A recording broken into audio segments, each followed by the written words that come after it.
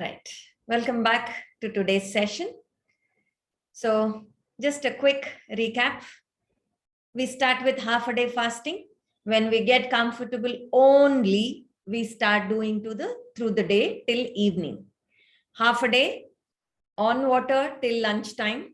There is no specified lunchtime. Whenever you feel I can't do it anymore, then you break your fast, that half day fast, and have your lunch. Lunch is fruits for lunch.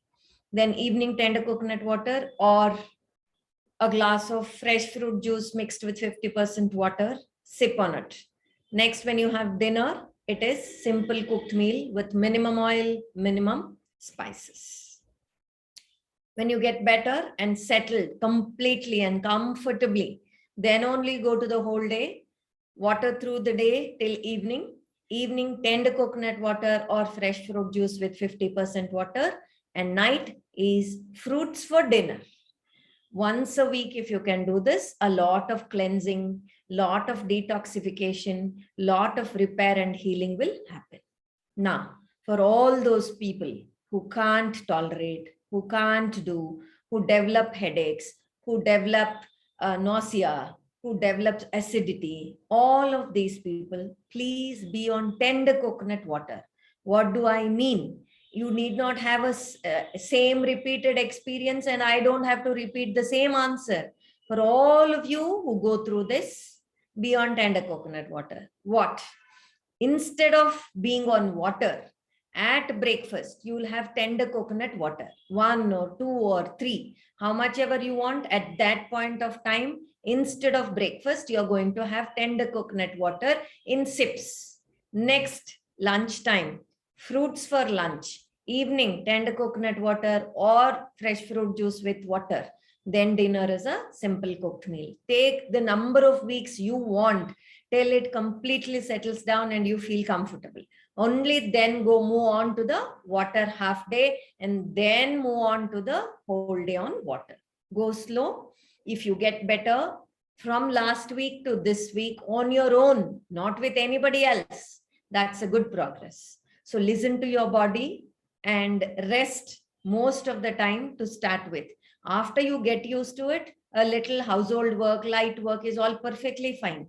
But when you're not used to it and you're doing it, better get a lot of rest. Now, fasting also helps in decreasing the inflammation. Inflammation anywhere inside the body, when we fast, inflammation decreases. This is one of the biggest advantages we get during fasting. Let's move on to the element of air. Once a day, pranayama, anytime, preferably early in the morning or mid-morning or evening on an empty stomach, minimum 9 rounds, keeping your mind with the breathing, slow, deep breathing. Then through the day, deep, long breathing. This is what is important.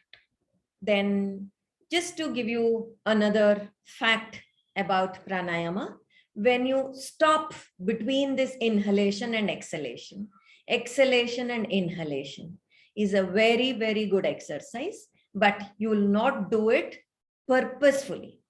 How do you do this? We will start practicing it from next week, but I'm explaining. You inhale completely. You can no more inhale air. You inhale that much of air slowly and deeply, and then keep on observing yourself. You don't have to force yourself. Ashleka, I would like you to be around and please admit people. So what was I saying? Okay, inhale completely and just observe as long as possible. Keep observing and don't try to exhale immediately. As long as comfortably possible, hold on. Then exhale in the right nostril. Again, hold and observe. No forcing yourself as much as possible. It could be 1 second, it could be few seconds, it could be 1 minute, as much as possible. Ashleka, are you around, please? Yes, I'm allowing the people. Yeah, please admit people.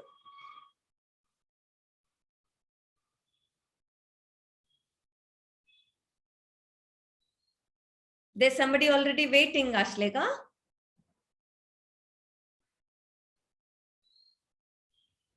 Okay. No, I have admitted all. No one is in the No, waiting. I can see somebody project on my screen. So every time I have a name coming up, my thoughts get stopped. That's why. Okay. So, right. So you hold here also. You inhale, hold. While holding, you are not doing an attempt to hold it. It is just observation as long as possible. Now you feel like inhaling, start inhalation. Then after inhalation, stop and see how long you can keep observing. You want to exhale and then start exhaling. So slowly start practicing this, holding between inhalation and exhalation and inhalation. Very, very slow and gradual. From next session onwards, I will start making this small practice and you take your own time. Please be gradual because this is very important. What happens during these breaks? When you inhale and stop, better exchange of oxygen, carbon dioxide happens inside the lungs to a completion. So, which is very, very important. And when you exhale and stop, there is a cleansing which happens in the nervous system, especially in the brain. So both are very, very important and beneficial, but should never be forced upon, as much as possible for you. And with practice, every day, it gets better and better and longer and longer and longer. You will come to a state where it becomes as long as you're breathing in and breathing out, with months and years of practice. And then is when you will start having internal, beyond mind benefits and practices. My master goes on to say that memory gets so much better that what you even have no, is in the files which is all closed, which you have no access at all, can all open up.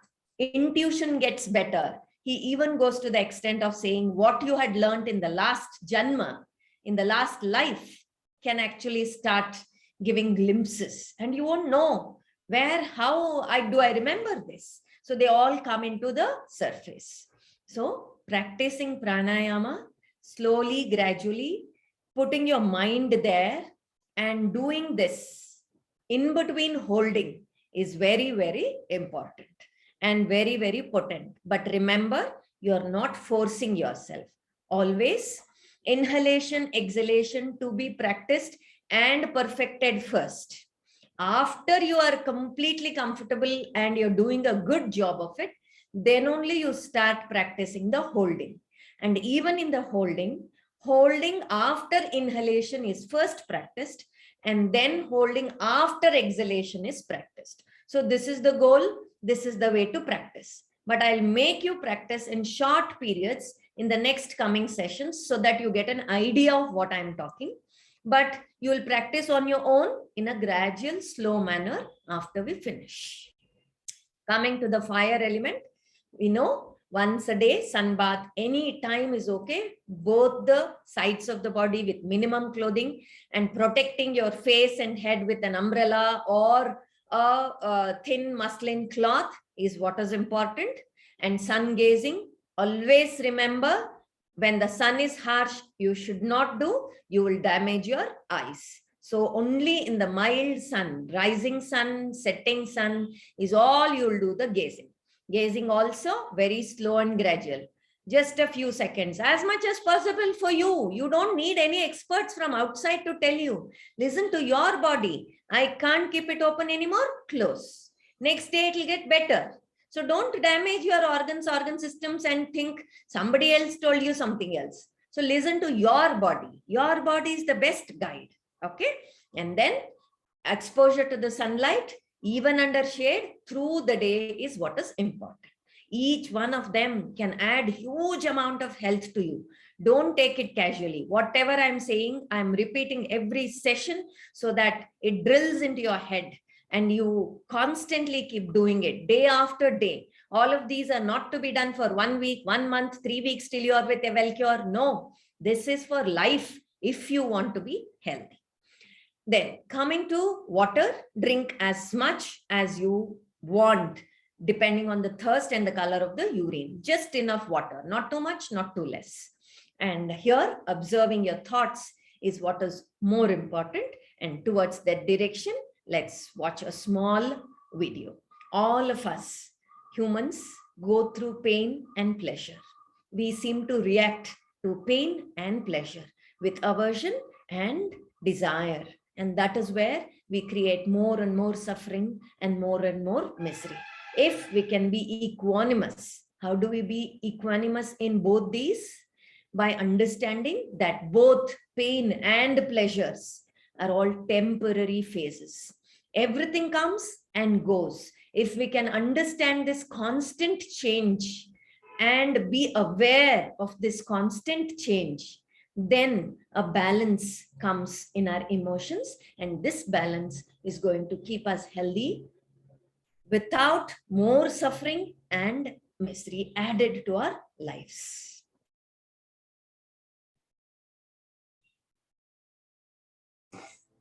We all go through disappointments, setbacks, loss. Pain is a part of life. It's easy to get discouraged, even bitter. Think, why is this happening to me? The key is what we do in our times of pain. Pain will change us.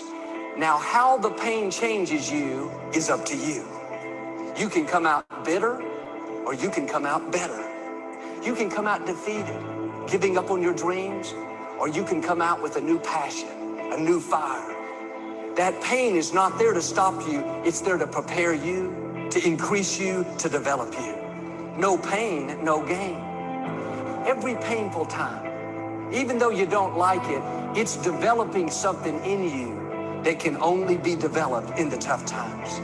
Don't complain about the pain. Without the pain, we couldn't reach the fullness of our destinies. Don't just go through it, grow. Right. And personally, I found and I feel that Vipassana meditation helped me a lot to make these changes, be in balance, be in harmony in whatever is happening outside around me. Yet I can keep myself composed. Not that I've reached, it is an ongoing process. Every day it is, learning more and getting better and getting better and better. So I would say when you get the first opportunity, do the Vipassana meditation course and it'll help you a lot. So with that, let's move on to the element of earth.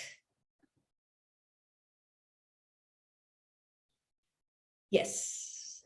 In the element of earth, answering the first question of what to eat, we were looking into carbohydrates, and we have learned a lot about carbohydrates till now. So we finished fiber, where to find fiber, how fiber is useful. And then we went down to starch and understood all about our grains. There is no point in understanding starch. What will you do understanding starch? All we needed was how to use the grains, what grains to use, when to use, all of that we saw in the last session. In the same way, our legumes, that is dals and grams, also behave because they also have some amount of starch. And the starchy vegetables like potatoes, sweet potatoes and yams also behave the same way.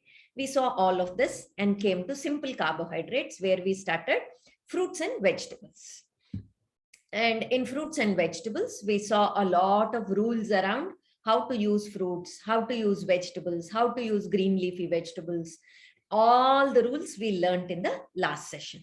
And I see most of you, or many of you are at least, starting to use them and sharing the benefits on the group. And for all those people who have shared, thanks. And that is what is going to make you better and better in every session. Okay. Unless you practice it, there is no point in filling your head. It is absolutely useless if you think you have information, if you think you know everything. Unless you adopt it into your life, it is absolute zero. So thanks to all of you who have started doing it in your everyday lives. Now let's move on with the fruits and vegetables. Well, I keep repeating this, that fruits, vegetables, and green leafy vegetables are the most important part of our day-to-day meals. They are the best of the groups of all the foods because they are rich in vitamins, minerals, antioxidants, and phytochemicals. Of course, not to talk about fiber and natural innate water. They have everything. So it is very, very important to increase more and more of this in our day-to-day eating. Now, as I speak all the time that they have antioxidants, phytochemicals. What do I mean by saying what is antioxidant, what is phytochemical? Let's look into it briefly. Now, when any molecule breaks down inside the body into an atom, some of the atoms can emerge with an unpaired electron. Don't worry about atom, molecule, electron, nothing. Just look at this picture and think that this is an atom which has an unpaired electron. So there is one electron missing in the outermost orbit, which makes this particular atom unstable. The minute it becomes unstable, this unstable atom is always looking to become stable. How? By procuring another electron, it wants to become stable. This is the nature of this atom. And where does it find this electron? In the next atom, lying beside it, it will steal that electron and it will become stable. Now what happens? The next atom became unstable. Now this atom will go to the next one and steal the electron. And then that one will do the same job with the next one. Like this, each of these free radicals or atoms with unpaired electrons keep on damaging the next one. And this unpaired electron atom is called a free radical. Free radicals are very dangerous because they can create havoc inside the body. They can go on damaging cells, proteins, then tissues, and even to the extent of DNA, they can go on damaging. That's why they are very dangerous. This free radical damage is called inflammation. And inflammation can happen anywhere in the body. And today's eating and living habits are creating more and more inflammation throughout the body. And damage throughout the body is what is pushing us to more and more diseases and disorders. So how do we handle this free radical is the next question. There are something called antioxidants. An antioxidant is an atom which has a lot of electrons in its orbit, and it can readily donate some electrons and not become unstable itself. It will still be stable. It will be ready to donate some electrons. This is called an antioxidant. So if we take a lot of antioxidants, consume a lot of antioxidants, they will start supplying these extra electrons or donating these electrons to such free radicals and nullify the effect of free radicals, remove or decrease the inflammation happening inside our body and thus the damage inside our body. Okay, so next question is, where do I get my antioxidants? All the fresh produce, fruits, vegetables, green leafy vegetables, all of them have huge amounts of antioxidants. That is why it becomes very, very important to eat a lot of fruits, vegetables, and green leafy vegetables. This is one part of the solution. How do we nullify the damage caused by free radicals? The next most important part is, why not try in reducing the amount of free radicals produced? If we can tackle at the cause level, it is even more simpler, isn't it? So now let us see where and how these free radicals are produced. If you look at the left side of the screen, here you will understand all simple daily activities also produce free radicals. If I eat food, the digestion and metabolism process itself will produce a few free radicals. I do some kind of physical activity, it will produce some free radicals. I get out in the sun for a long period of time. In harsh sun, I will produce some amount of free radicals. and I expose myself to ionizing radiation, smoking, pollution, all of this will create more and more free radicals. So look at your own life and see where all you can remove the production of free radicals, where all you can decrease the production of free radicals. For example, smoking. Can I not quit smoking and stop production of free radicals? But can I quit eating and stop production of free radicals? No, right? So look at what all you do in your life and remove all those parts which create more and more free radicals, and keep the ones which is inevitable in your life, and that also should become minimum. What do I mean? Now, eating produces free radicals, I told you, but eating wrong, what is eating wrong? Eating junk, that is food without nutrients, can also create the same inflammation inside the body, because body does not recognize that as food. Only that which you consume with nutrients is considered by the body and recognized by the body as food. Otherwise, they're all considered foreign. Whenever there is foreign material inside the body gets inflamed. So I repeat, food without nutrition, food without nutrients, the junk food constantly going repeatedly and frequently can create the same inflammation throughout the body. So decrease the incoming inflammatory foods. Make your food simpler and simpler for digestion. Make your foods richer and richer in nutrients. And thus, the amount of free radicals produced by your digestion becomes minimal.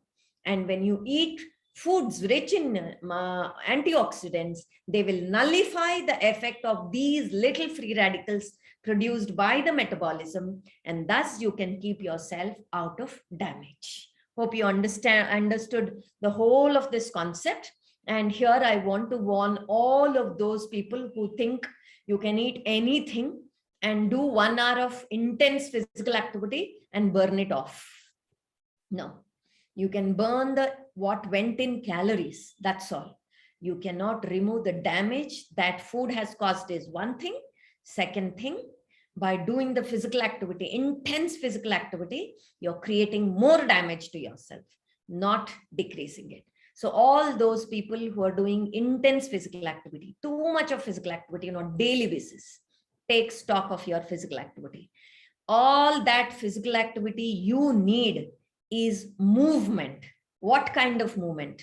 Movement of the joints, movement of the parts of the body, movements of the muscles, movement of the blood, movement of the oxygen, movement of the lymphatic system, movement of the intestines, movement of everything inside out through the body. It's just stretching movements which the body actually requires to be in health.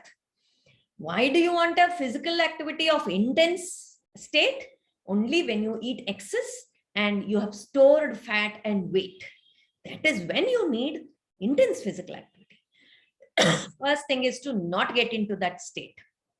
Second thing, even if you are already in that state, do physical activity which is intense only till you bring back yourself to a normal ideal weight. But after you come back to your ideal weight, with your food and right lifestyle, keep it at the right place and do movement, not intense physical activity.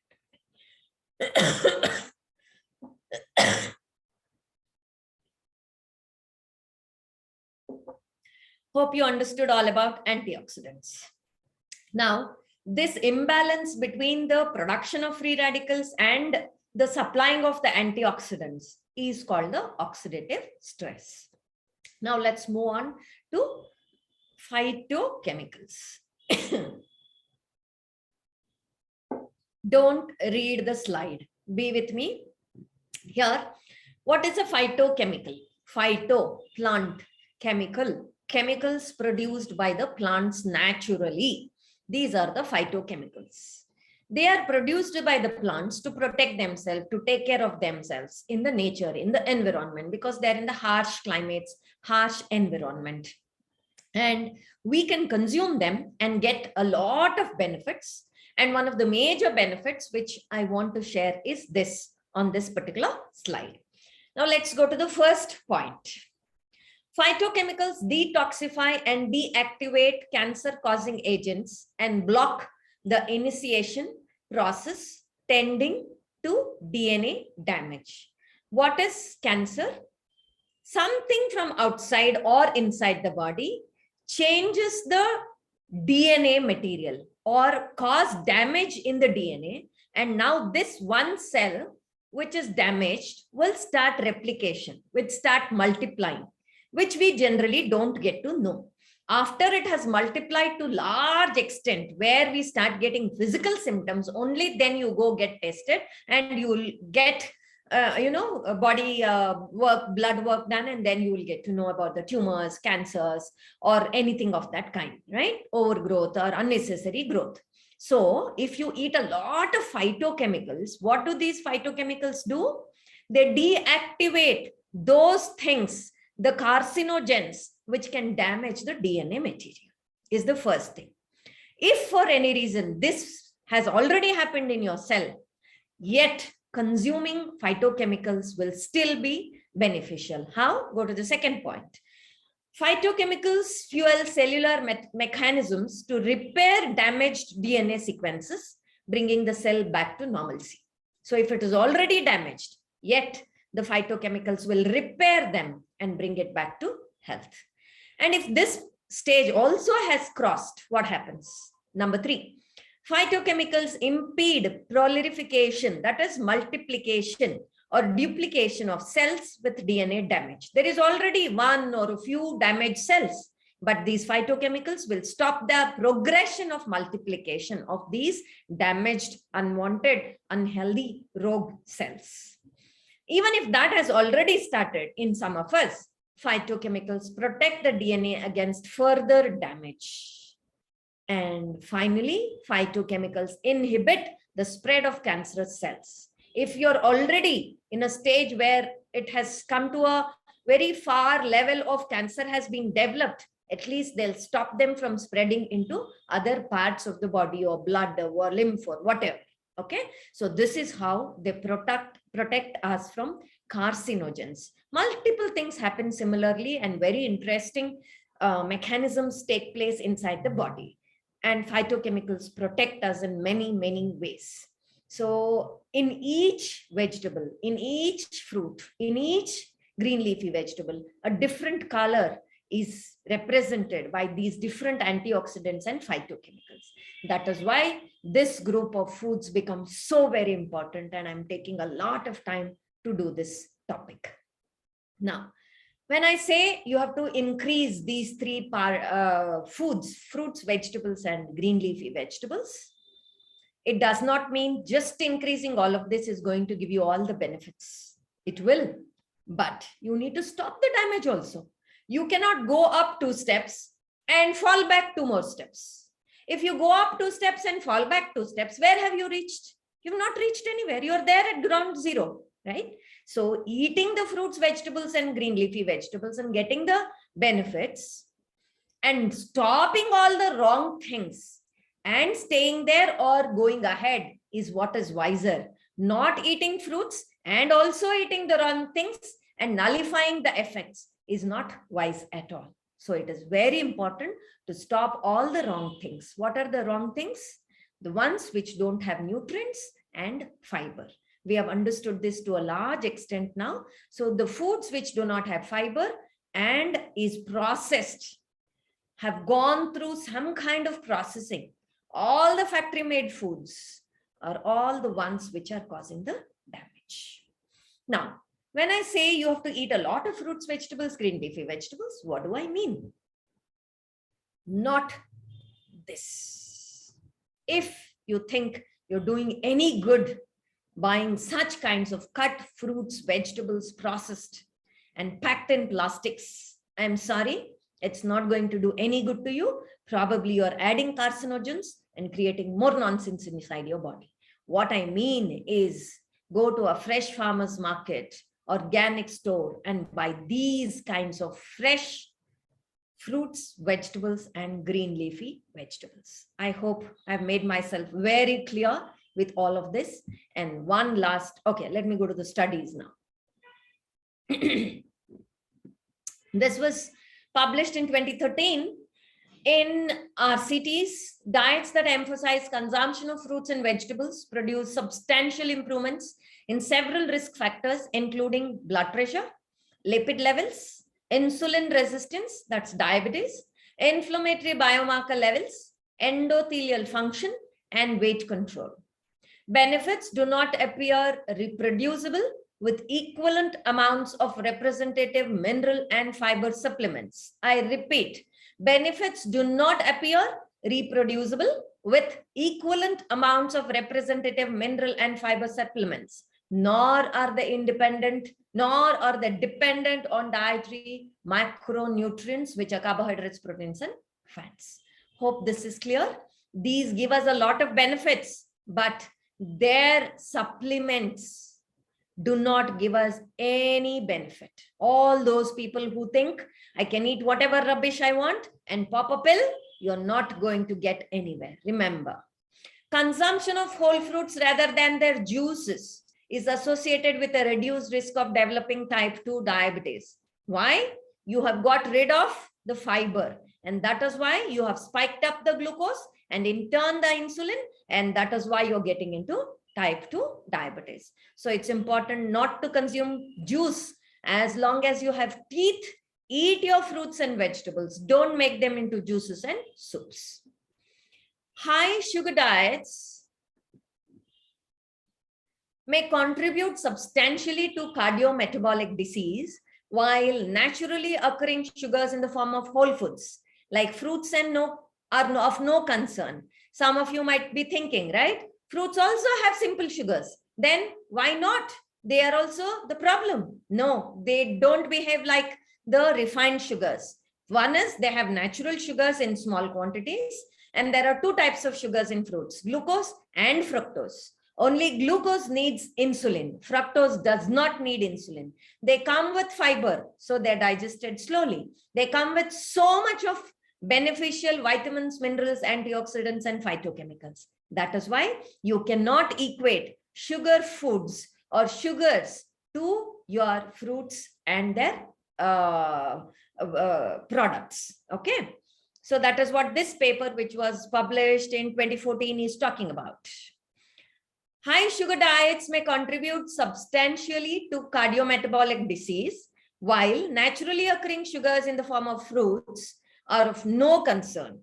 And experimental evidence suggests that added sugars, particularly those engineered to be high in fructose, are a problem and should be targeted more explicitly in dietary guidelines to support cardiometabolic and general health.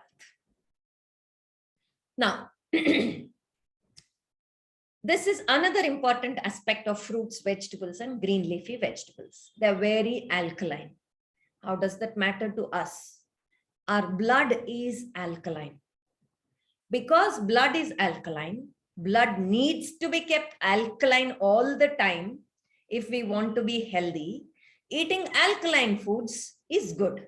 The more and more alkaline foods you eat, the more and more blood will be kept alkaline. If you eat acidic foods, blood will turn acidic, but body knows how to make it alkaline. So it will make an effort and make it alkaline. Let me give you one example of this effort. If we eat acidic foods, blood will turn acidic. Now body will attempt to make it alkaline. What does it do? It goes to the bones, picks up all alkaline minerals, calcium, magnesium, potassium. All of these are alkaline in nature. So it picks it up and dumps it into the blood. So what was the first priority of the body? To keep the blood alkaline. So it did its job. Life is more important than bone. So it picked up all those minerals and put it in the blood, and blood became alkaline. The job is over. But what did it do in turn? Damage the bones. Bone became porous. Bone became weak. Bone became unhealthy. When? Not today. Over a period of time, 5 years, 10 years, 15 years down the lane, your orthopedic will say your bone is completely porous and you are going to break your bones. So what do you do now? He will give you calcium supplements. What do these calcium supplements do? It is like having your name without address. Now I can see Amrita on my screen. Where are you from, Amrita? Which city are you from? Mysore. Okay. It is like I will post a card to Amrita and say Amrita, Mysore, and post it. So the card will reach Mysore because I have written Mysore. And there are hundreds, maybe probably thousands of Amritas in Mysore. So it will keep circulating in Mysore. Go across Mysore because it can't reach Amrita because there is no more address in that card. You all agree with me? Do you agree with me, Amrita? Right? It is like that. Calcium, if you look at the blood levels, your calcium levels have gone up. But this supplemental calcium is not natural, has not come with food. It is a chemical form. It is an elemental form. So it will keep circulating in the blood. And you feel happy every time you check your bloods and say, oh, calcium levels are good. I took supplement, so my calcium levels got better. But what is it actually doing? It is depositing on heart muscle. Heart muscle is becoming harder and tougher and creating cardiovascular diseases. It is depositing in the kidneys and creating kidney stones. Like this, it can cause damage in different regions. Now, look at kidney stones, look at kidney function, look at cardiovascular function. Now start treating there. That will create another vicious cycle. Then go there after another 5 years or 10 years. Do you see? Can you connect what we are all going through and what we are doing with our health and so-called medicine, which is trying to solve the problems? So there is no end to it. The best part is keeping the blood alkaline by eating alkaline foods. The most alkaline foods are most of the fruits, vegetables, and green leafy vegetables. There are some fruits, vegetables, and green leafy vegetables which are acidic also. One of them is lemon. Oranges, lemon, grapes, pineapple, all of these are acidic because they have citric acid or ascorbic acid in them.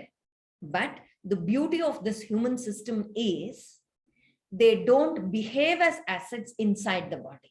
Why? All of these come with huge amounts of alkaline minerals in them. Now, lemon juice, if I take it as an example, lemon has acid, but it also has a lot of alkaline minerals. So when it gets metabolized, when I say acidity, alkalinity, it is not in the gut, it is not in the stomach, it is not in the mouth. I'm talking about alkalinity and acidity at the blood level, at the cellular level. Okay. So when they release the ash at the end of metabolism, all the ash is alkaline because they are also releasing these alkaline minerals and they don't add acidity to the blood. So don't worry about acidic fruits, vegetables, and green leafy vegetables is what I wanted to say here. And also, what are those foods which are acidic? Least acidic are our grains. A little more acidic are our dals, grams, nuts, and seeds. And the most acidic are our animal products. So now you know what to increase, what to decrease. Clear? Right. Let me read this slide for you. All foods pH is a measure of its acidity.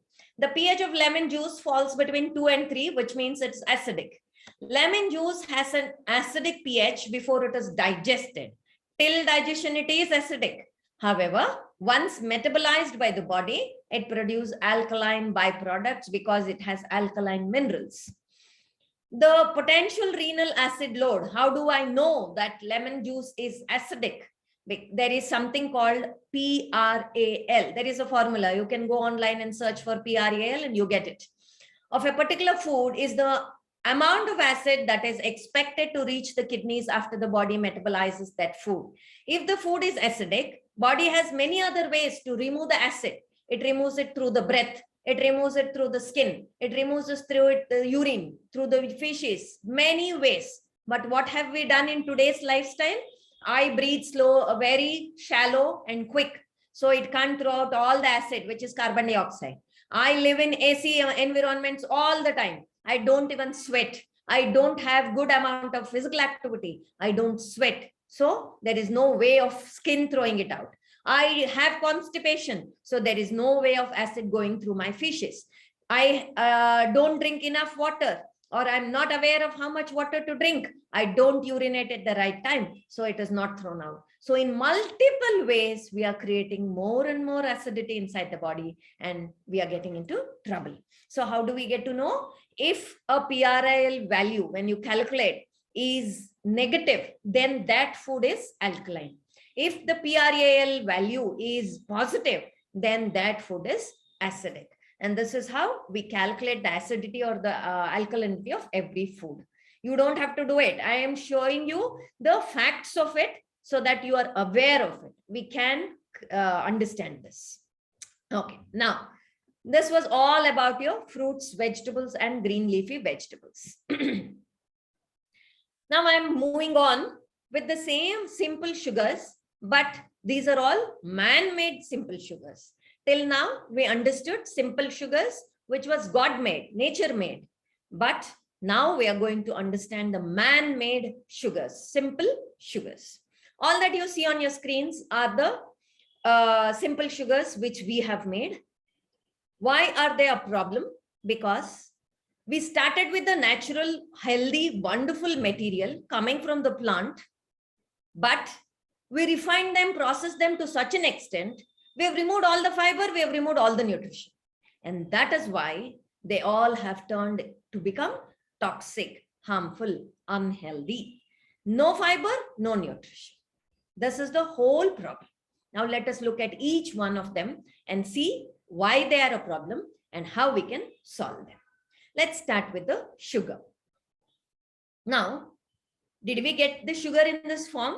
No. Nature provided in the form of sugarcane. How much sugarcane can you eat? A meter of sugarcane with great difficulty? I don't know. I can't say that is true for today's generation. I don't know if your teeth are that good enough or strong enough. At least when we were children, we would rip it off with our teeth and enjoy the juice and eat a meter or two of them. That's all. That too, not on an everyday basis, right? Once in a way, especially in sugarcane season, we would eat a meter or two. That's it. But what do we do now? If you want to make a glass of sugarcane juice, 2 sugarcanes go into making 1 glass of juice. How can you dump it into your body? 2 minutes. Gulp it, 2 sugarcanes have gone into the system. Now, if you concentrate it and make it into sugar granules, look at how many canes go into small amount of sugar. Do you understand? The more and more concentration, the more and more processing, the more and more damage we are doing it to ourselves. That's the problem. Now let's see the effects of sugar. Be with me. Don't try to read the slide. If you read the slide, you'll miss the concept. There are only points which you simply can't understand on the slide. Listen to the explanation and only then you will understand. Sugar is a sucrose. What is sucrose? A disaccharide. Do you remember our classification of sugars? Disaccharide has 2 sugars, glucose and fructose is the sucrose.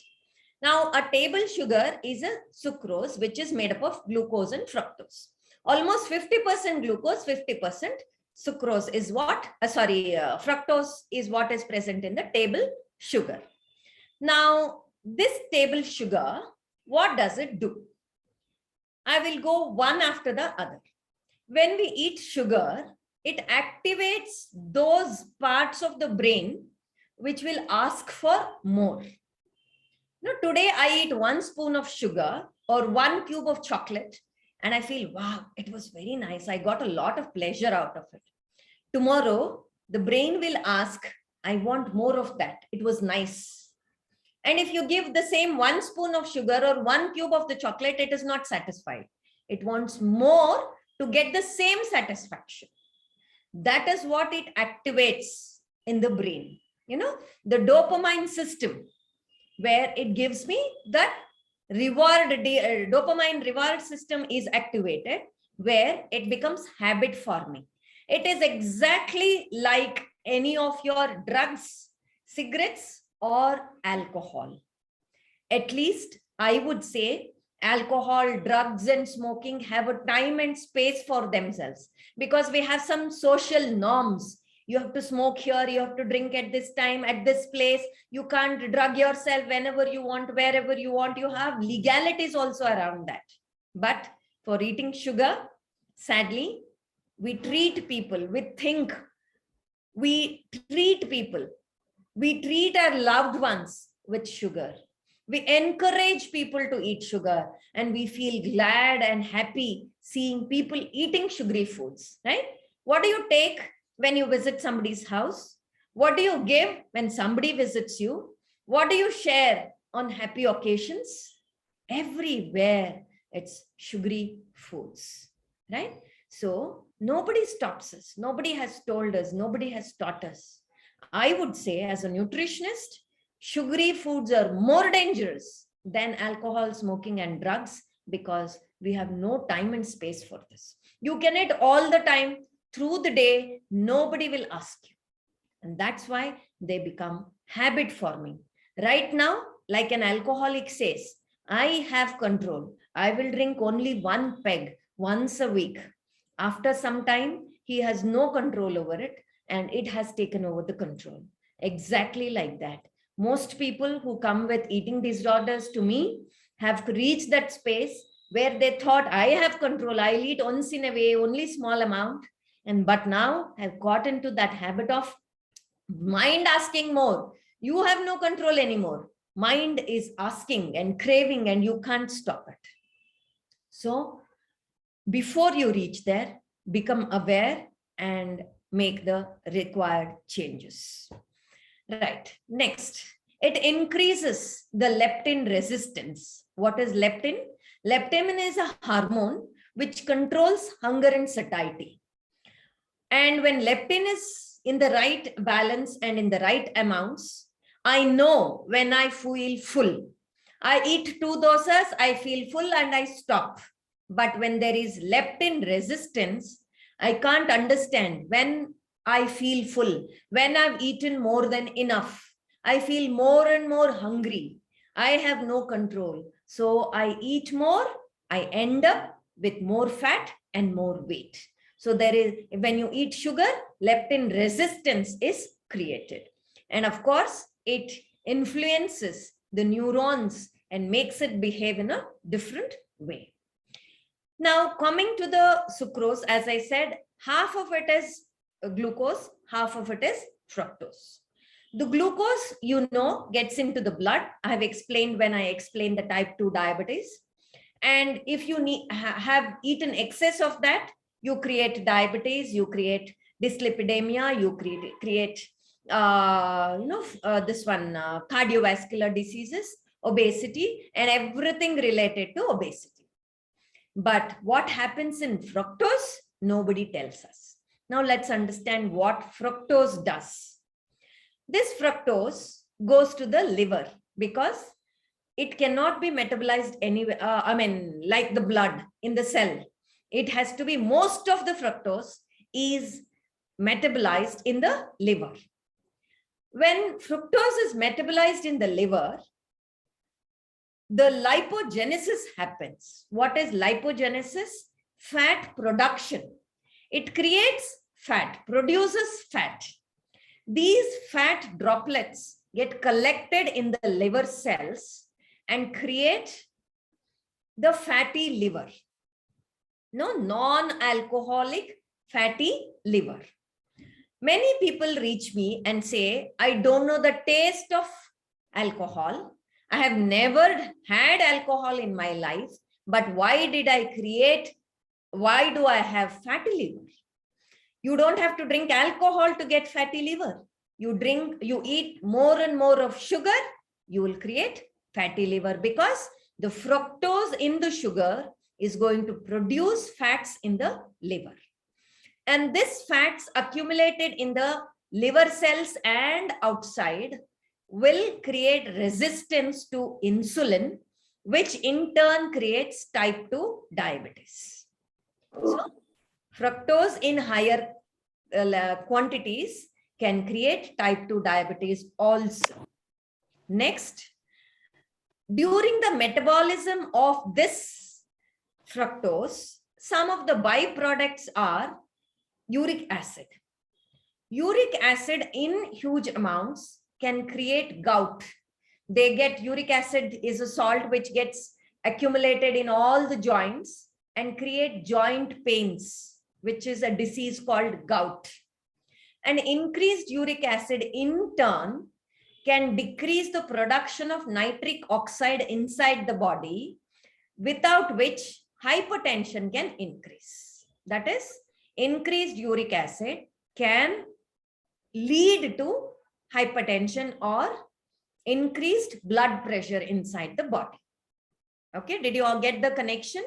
Fructose will create non-alcoholic fatty liver. Fatty liver in turn will create type 2 diabetes. When the fructose is being metabolized, uric acid is a byproduct. Increased uric acid will produce gout, and increased uric acid will also produce hypertension. And of course, because it increases triglycerides, that is fats inside the liver, it also leads to cardiovascular diseases. It increases ATP depletion, that is lowering of the energy and also creating much more problems to the cell, increases inflammation also. What is inflammation? We got to understand just now. Damage in every area of the body, the cells, the tissues, the proteins, the DNA, everywhere damage is caused. When damage is caused, that particular organ and organ system is affected. And especially the vasculature, that is the endothelial dysfunction. What is endothelial dysfunction? I'm talking about this point as of now. Okay. What is endothelial dysfunction? Endothelium is the inner lining of the blood vessels. The blood vessel inner lining is very thin and delicate.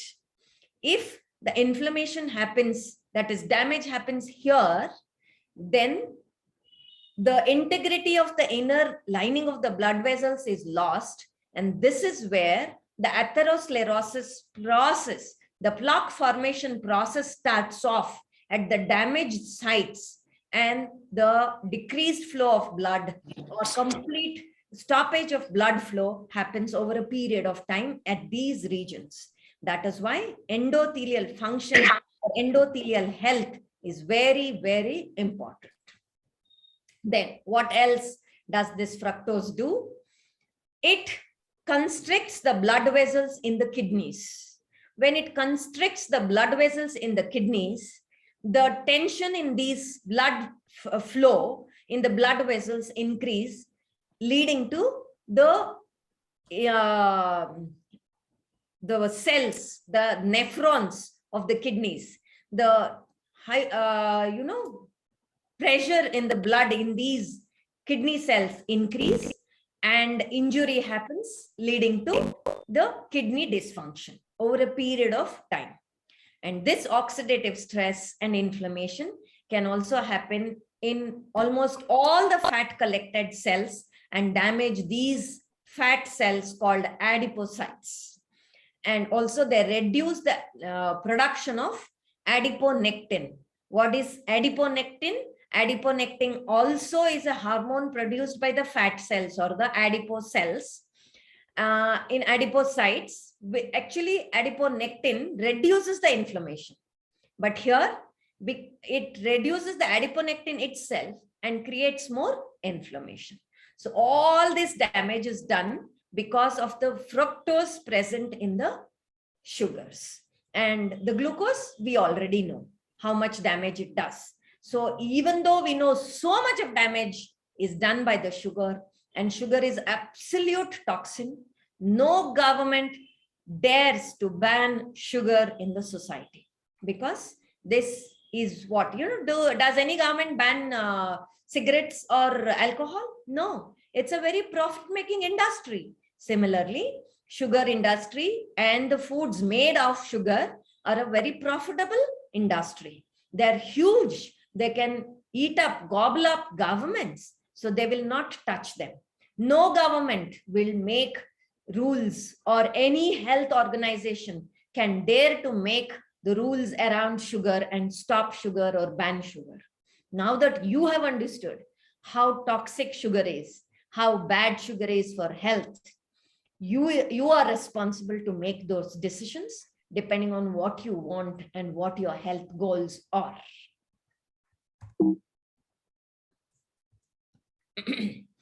Now, ban sugar, table sugar.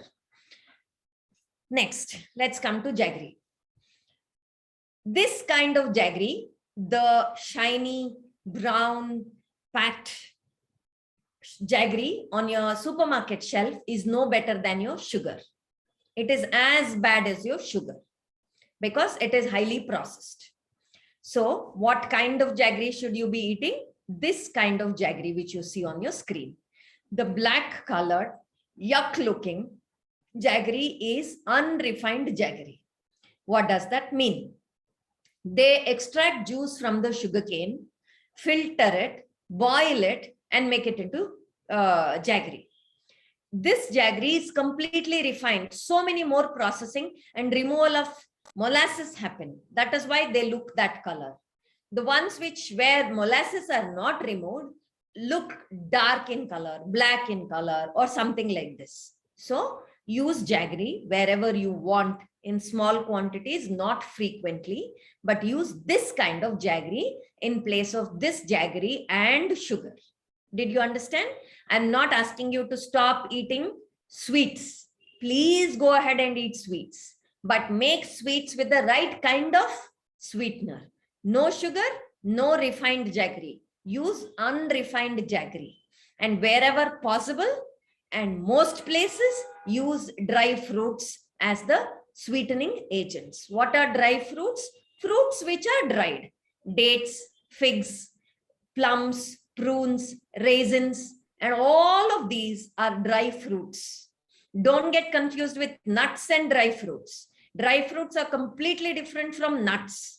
Use dry fruits because they are very sweet. In your sweet preparations, wherever possible, at least partially, so that you get sweetness from the right kind of natural sweetener without any harm, and use small amounts of this kind of right kind of jaggery in small quantities, which will stop the kind of damage which will do inside your body. You can still enjoy your sweets, but do not get into problems with your health. Now coming to honey.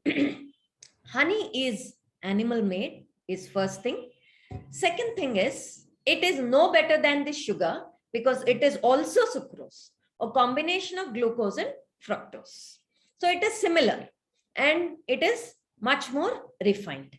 But Ayurveda claims that they have a lot of medicinal qualities, and science also endorses those medicinal qualities in the honey. But you should always remember, this is the vomitus of a honey bee. It has eaten it, digested it, and vomited it out. So this is what you're eating is the first thing. Second thing is, you should be aware of the environment also. These honeybees are very, very important living creatures in our environment. A study says if most of the, or at least if the honeybees go extinct, then life on earth stops, because honeybees are the ones which pollinate everything everywhere on earth. So honeybees are a very important part of life. If each of us start eating honey in kgs and kgs on a daily basis, where are they getting the honey from? First is the question on the quality itself. Second thing is, you can't afford to harm these honeybees, which will in turn harm ourselves. Okay, so looking at all of these, one is stop eating honey. Even if you do, use it as medicine in small quantities whenever it is really, really required, is what I would say, not as a delicacy or as a everyday basis people do, instead of sugar, use honey and your problems are solved. No, they're not solved. You have created more problems in totality. Now coming to the sweeteners. Today, one is, it has become a fad. People think it is fashion to say, I pop this sweetener into my coffee, into my tea, or I make sweets with the sweeteners. And shops also make sweets with sweeteners. And today there are completely, sweets made of sweeteners which claim themselves to be healthy sweets because they've used sweeteners. Absolutely no. I would say a spoon of sugar is much, much, much, much less dangerous than any of these sweeteners. Whether you're diabetic or obese or whatever problem you have, these are deadly. Do not use them. Do not even donate them if you already have them. Just throw it in your dustbins. Even if they are natural sweeteners like stevia, they are no good, are not going to do any good to your body. Now look at stevia. Stevia comes from a plant. It comes from the leaf. In some of the cultures like China and even in India, in some of the cultures, they keep the plant in their backyard and use the leaves to make their teas or some sweets or something like that. Perfectly fine. But what happens with the sweetener? They extract the leaves. They extract the potent chemical in it. There are two kinds of chemicals in stevia plant. One is very, very bitter. One is very, very sweet.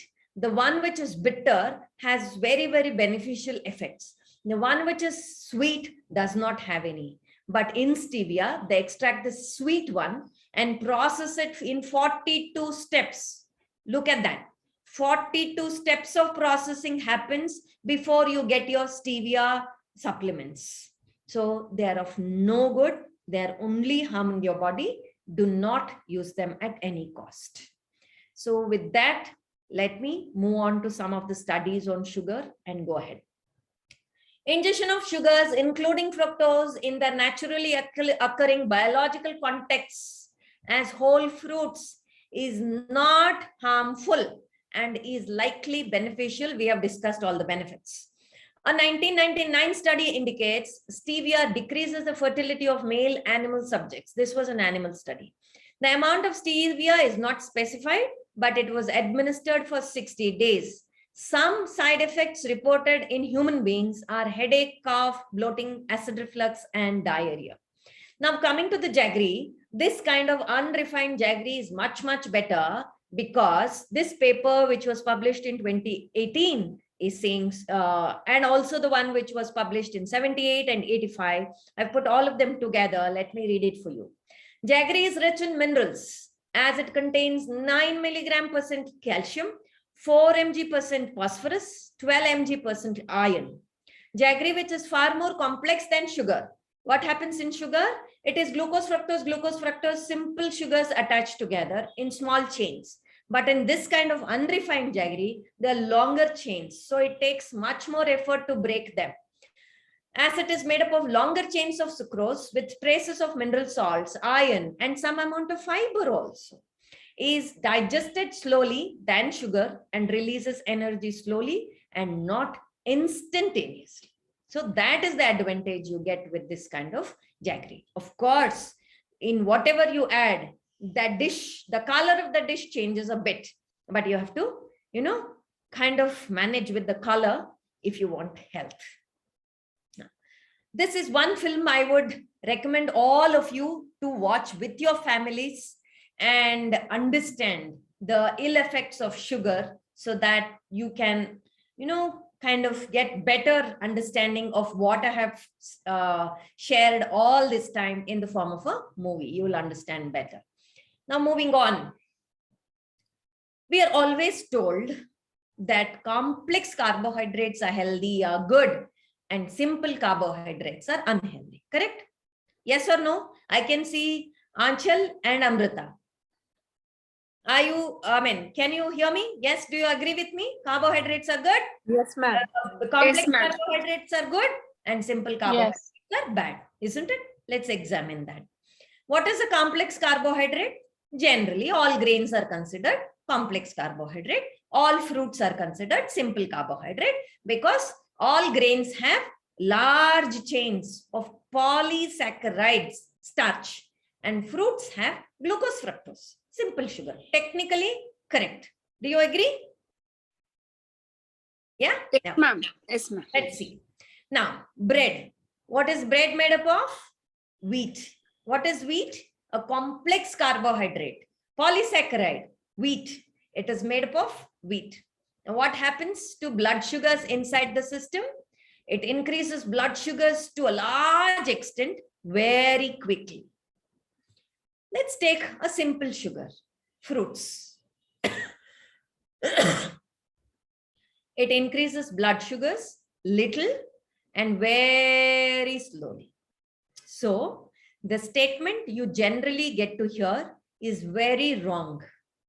It is not complex carbohydrate good and simple carbohydrate bad. It is about, is the fiber present or not present? If the fiber is present in the wheat, then it is good carbohydrate, healthy carbohydrate. And if the fiber is lost, then it becomes unhealthy carbohydrate. Are you all very clear? How do I make this one healthy? Make a roti with wheat flour, it will become healthy carbohydrate. How do I make this one unhealthy? Make a juice of fruit, it becomes unhealthy. Now is it clear? Right? Okay. Yes, ma'am. Based on this, they created something called glycemic index. What is glycemic index? I eat a food and they measured how much blood sugar increases and how quickly it increases. Based on how much and how quickly the blood sugar increases, they divided foods saying good and bad. They said, I'm repeating, depending on how quickly and how much blood sugar increases, which is called glycemic index, they classified the foods into high glycemic index foods, medium glycemic index foods, and low glycemic index foods. The ones which are high in glycemic index are the ones which increase the blood sugar hugely, quickly, and the low glycemic index foods are the ones which increase the blood sugar slowly and to small extent. This was the logic. Don't write down too much. I'm going to change what I'm saying. Okay, this is glycemic index. Let me read it for you. What is glycemic index of the foods? Glycemic index is simply a measure of carbohydrate quality, the degree to which the carbohydrates in different foods will raise the blood sugar levels. To what are they comparing this blood sugar levels? They aim to classify carbohydrates based on how quickly and how high they boost the blood sugar compared to pure glucose. Foods with a score of 70 and above are defined as having high glycemic index. Those with the scores of lesser between 55 and 70 are medium glycemic index foods, and below 55 are low glycemic index foods. So based on this logic, if you look at watermelon as an example, it is 72. So high glycemic index food. So bad for health. If you remember, in my times when I was younger or even when I was studying, doctors, diabetologists would tell diabetes people, don't eat watermelon. Why? Watermelon is high in glycemic index. Right? After a few years, they understood in watermelon, if you eat watermelon, the blood sugar shoots up, but very quickly falls off. Why? Because the amount of carbohydrate inside watermelon is very small. It is full of water. The amount of sugar is very little. So it shoots up and falls off. So no harm. They themselves came back and said, we are wrong. So it's okay to eat watermelon now. It's not just about watermelon. It's the same with beetroots. It's the same with carrots because they all fell into high glycemic index foods. And also our experience was they're sweeter. So don't eat. Bad for diabetics. Look at the logic. Then they came back and said, no, now we are wrong. Glycemic index does not hold good anymore. So we are going to teach you something called as glycemic load.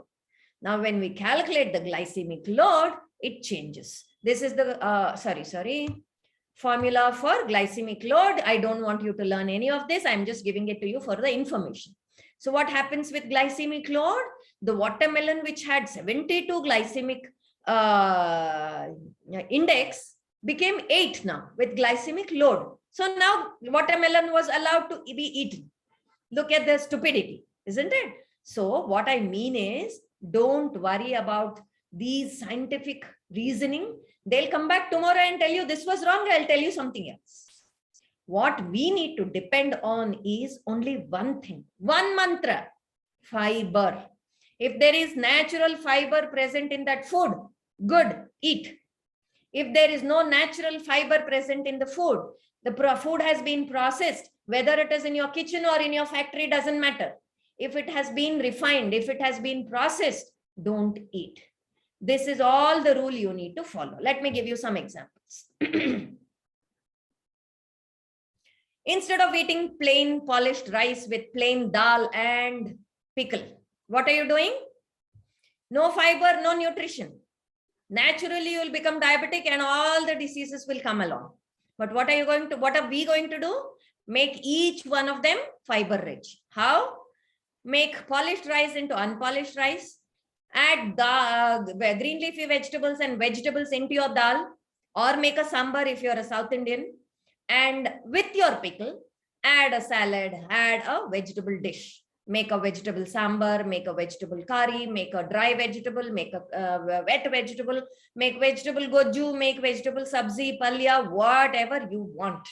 If you eat a lot of vegetables, green leafy vegetables, raw and cooked with your whole grain, then your glycemic index, glycemic load, you just don't have to bother. Fiber is there in everything you're eating, and fiber will take care of your blood sugars, your weight, your fat, and whatever you have learned as lifestyle diseases. Now, one more example. Instead of eating parathas with maida and stuffed with oil, with plain dal and pickle, make it into whole wheat rotis, add some vegetables and green leafy vegetables into it, add vegetables and green leafy vegetables into your dal, make a vegetable curry, add a salad. Now your meal became perfectly healthy and balanced. Clear?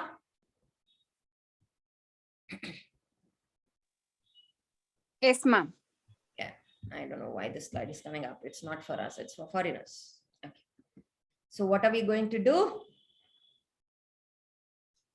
Homework. Every time you pick up something to eat, check and identify if you're eating a healthy, unhealthy carbohydrate. How? Is there a fiber? No fiber. Make a commitment to consume only healthy with fiber food. Observe the changes in your body and mind. When you increase the fiber, you will need more water because you know fiber absorbs water and it is necessary to drink more water. Listen to your thirst and drink more water. Eat slowly, chew properly, drink more water, and increase the fiber. How do you increase fiber? We have discussed only 3 things: grains, vegetables, green leafy vegetables, and fruits. So I have told you how to increase in all the 3 fiber. So increase the fiber. Okay, now it's not about time, so you're not going to report it in the next class. I'm going to go ahead now. This is the last part of the carbohydrates, which I'm going to finish today and complete so that we can go off to the next topic in the next session. Please bear with me. I know I'm giving a lot of information in one couple of hours, but I need to finish all that we have agreed on, right? So I'm going to go ahead. If you want a minute's break, you can drink water, go to the loo and come back. 2 minutes. It is 7:24 in my clock. 7:26, I'm going to restart.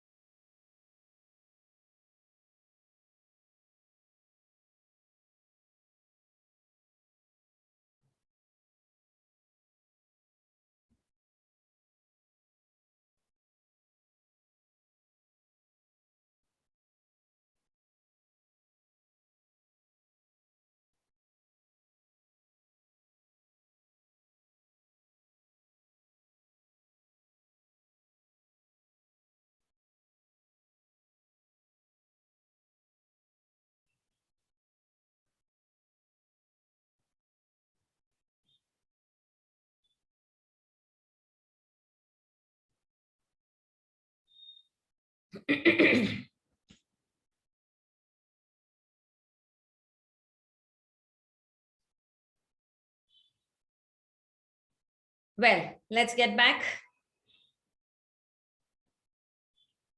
Close your eyes. Take a couple of deep breaths. Inhale, exhale. Inhale, exhale. Inhale, exhale, and relax. Open your eyes. Yeah, let's get back. Another important concept of how fiber helps us. I've already discussed the other name for fiber is microbiota accessible carbohydrates. Why do they get this name of microbiota accessible carbohydrate? And what do they have to do with microbiota and microbiome is what we'll discuss in this section and end today. We have microorganisms on our body and inside our body everywhere.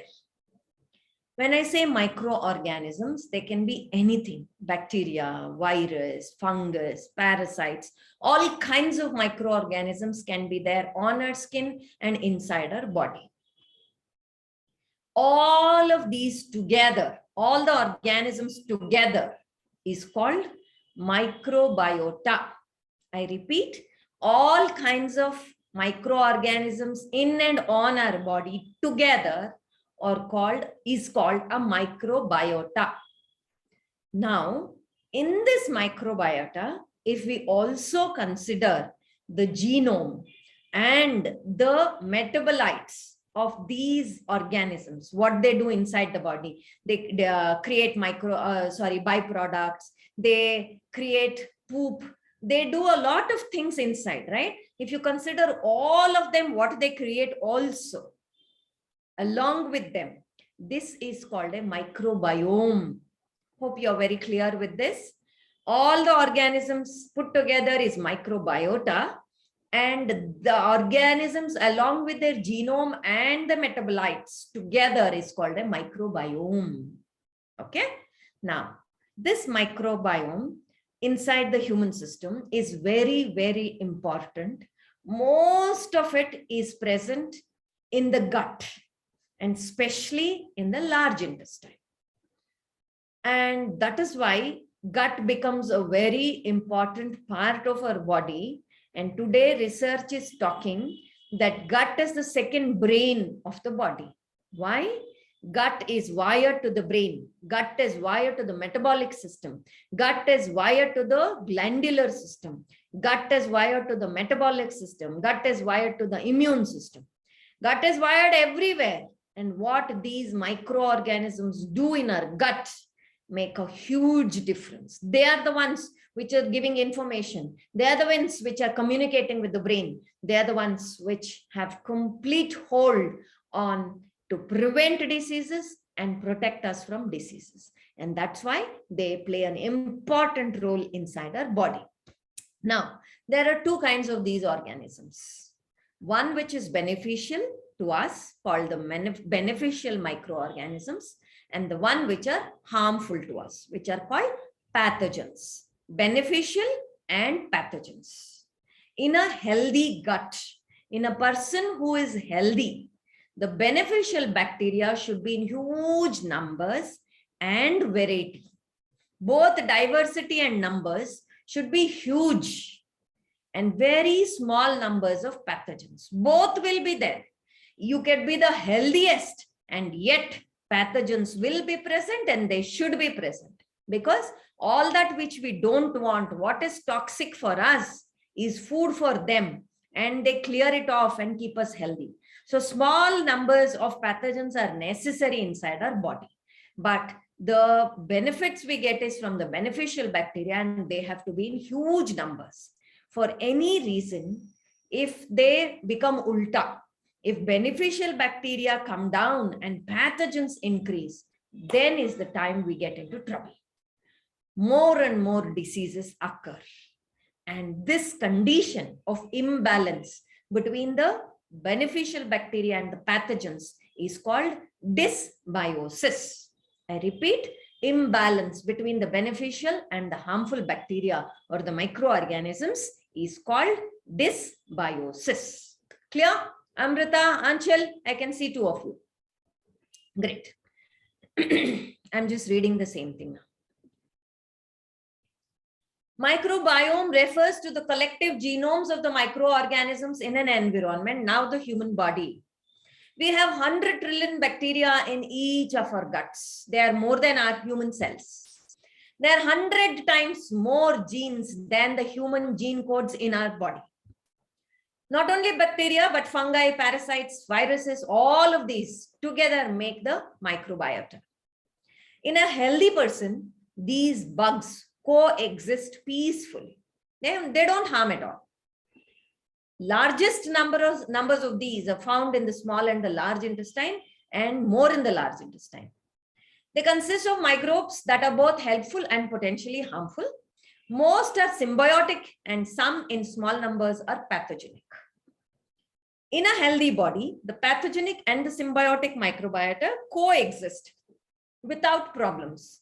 But if there is a disturbance in this balance, dysbiosis occurs, stopping these normal interactions. As a result of this dysbiosis, the body may become more susceptible to disease. Now, the next question is how dysbiosis occurs and how can we stop this dysbiosis occurring, correct? Shall we see what creates dysbiosis, what stops dysbiosis? Again, I want you to be with me. Don't go ahead and read the slide. All that which you see in the green, right? All that you see in the green is where there is a balance. All that you see in the red is where there is dysbiosis. Now let's start with the balance, where in a healthy gut, there is a healthy balance. These lighter green boxes, what you see is the cause for a balance. What creates this balance? What keeps the balance of huge number of beneficial microorganisms is only two things: probiotic intake and dietary fiber intake. Let's discuss these. What is a probiotic? Probiotic is a food where live organisms are present in themselves. All the fermented foods, including your curd, your buttermilk, your dosa batter, idli batter, dhoklas, all of those which are fermented foods will have live these microorganisms. So they can create more microorganisms in the gut, isn't it? Yes or no? Yes. Now, dietary fiber. What does dietary fiber do? Dietary fiber, you all know, we human beings cannot digest it. We cannot break them down, but they are the food for the microorganisms. It is not food for us. We cannot digest and get something out of it, but they will go undigested through the gut and reach the large intestine. In the large intestine, all these microflora eat them. That is the food for the bacteria or the microorganisms. They eat it, they multiply, they thrive, and they become huge in numbers and diversity. The different fibers, if you provide in your food, different kinds of organisms grow. If you provide huge amount, they will multiply and become huge in number. So it all depends on your fiber intake, the kinds of fiber and the amount of fiber. If you take care of these two, the microorganisms also will grow. That does not mean that you can take fiber from somewhere else, extract and dump it on your plate. No, that's not going to help. It has to be in the natural fiber, in the natural amounts, in the natural way. This fiber, the other name for fiber is prebiotic. What does that mean? It also grows these microorganisms, but in the gut. That is why it is called prebiotic. These are the ones, the foods which have live organisms are called probiotics. The fiber is called prebiotic. So what I'm trying to tell you here is, please listen carefully. If you eat enough prebiotics, that is fiber, they will go inside, feed the microorganisms and create microorganisms. You don't need probiotics at all. You don't need fermented foods to create more microorganisms in the gut. All you need is fiber. Clear? I can now see Renuka, Anchal and Amrita. Are you clear with this? Yes, Yes, ma'am. ma'am. Okay. Wonderful. So only solution to increase microbiota is fiber. Okay. What do? They increase short chain fatty acid production. What is short chain fatty acids? I have already discussed this. The microbiota break down the fiber in the large intestine and produce a lot of byproducts. One of them is a kind of fats, that is the short chain fatty acids. They actually fuel the cells of the intestine. They form the food for the cells in the intestinal wall and take care of the health of the cells in the intestinal wall. If the intestinal wall health is not good, there is something called leaky gut which will happen and allow all the toxins to get into the system again. So this short chain fatty acids will take care of the health of the intestinal lining and also give fuel for the cells. They decrease the production of cholesterol and fats in the liver, which we have already learned.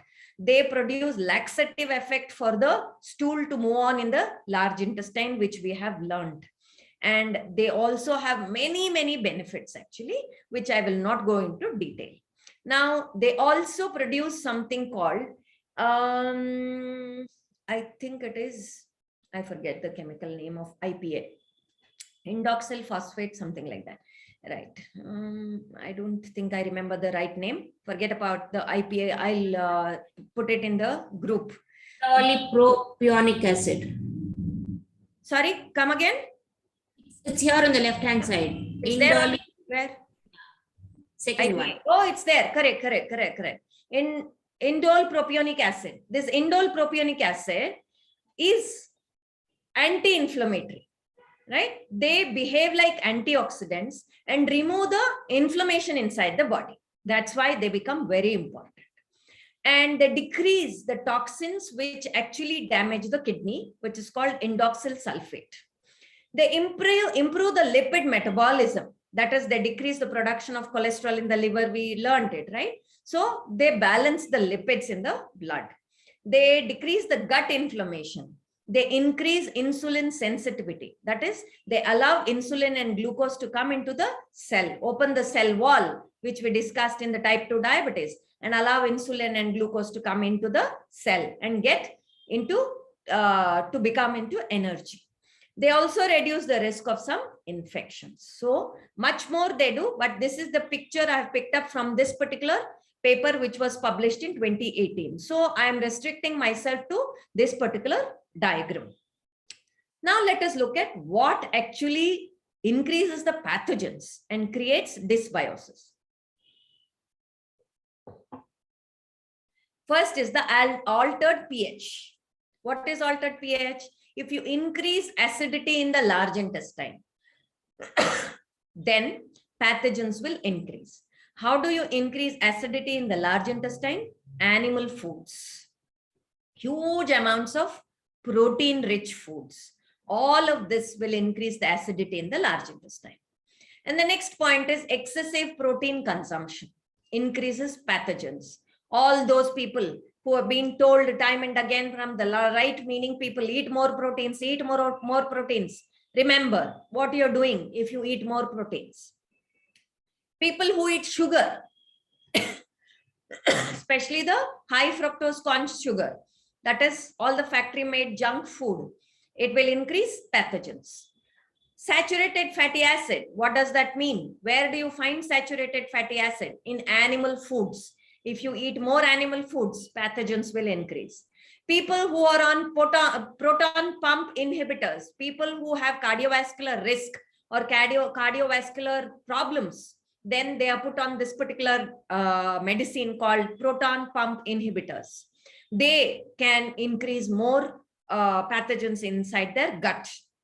And people who pop in antibiotics all the time, they kill all the beneficial bacteria and there the pathogens increase. So if you want to reduce dysbiosis or reduce pathogens, all you need to do is increase alkaline foods, decrease protein-rich foods, decrease sugary foods, decrease animal foods, and stop eating such medications like antibiotics and proton pump inhibitors.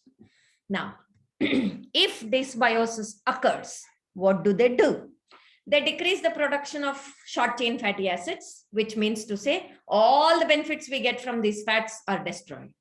It increases TMAO. What is TMAO?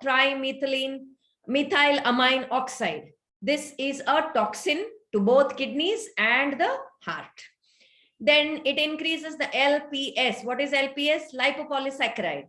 This lipopolysaccharide is damaging to the kidneys.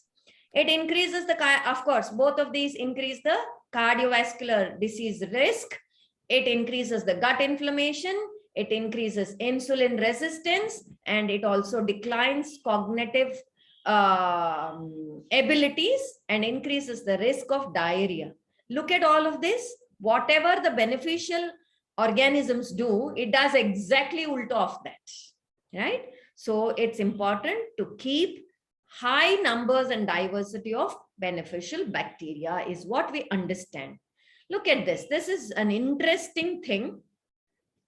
These are all the pictures or the structures of the chemicals these organisms produce inside the body as poop. They eat the fiber and they poop inside the body. And that poop has been analyzed. And these are the structures of the poop of these organisms. And if you belong to pharmacy, you will understand they are very similar to the drugs which human beings have figured out. So I mean to say, all the poop they produce inside our body also will act as inhibitors, will act as medications naturally inside our body and prevent multiple diseases and disorders. Let me just quickly go through what they do inside the body. The poop produced by these organisms. They act as antibiotics, where in the target regions like vagina, skin, mouth, gut, oral cavity. They have cytotoxic activity. Wherever the cell is not working properly, they kill the cell itself.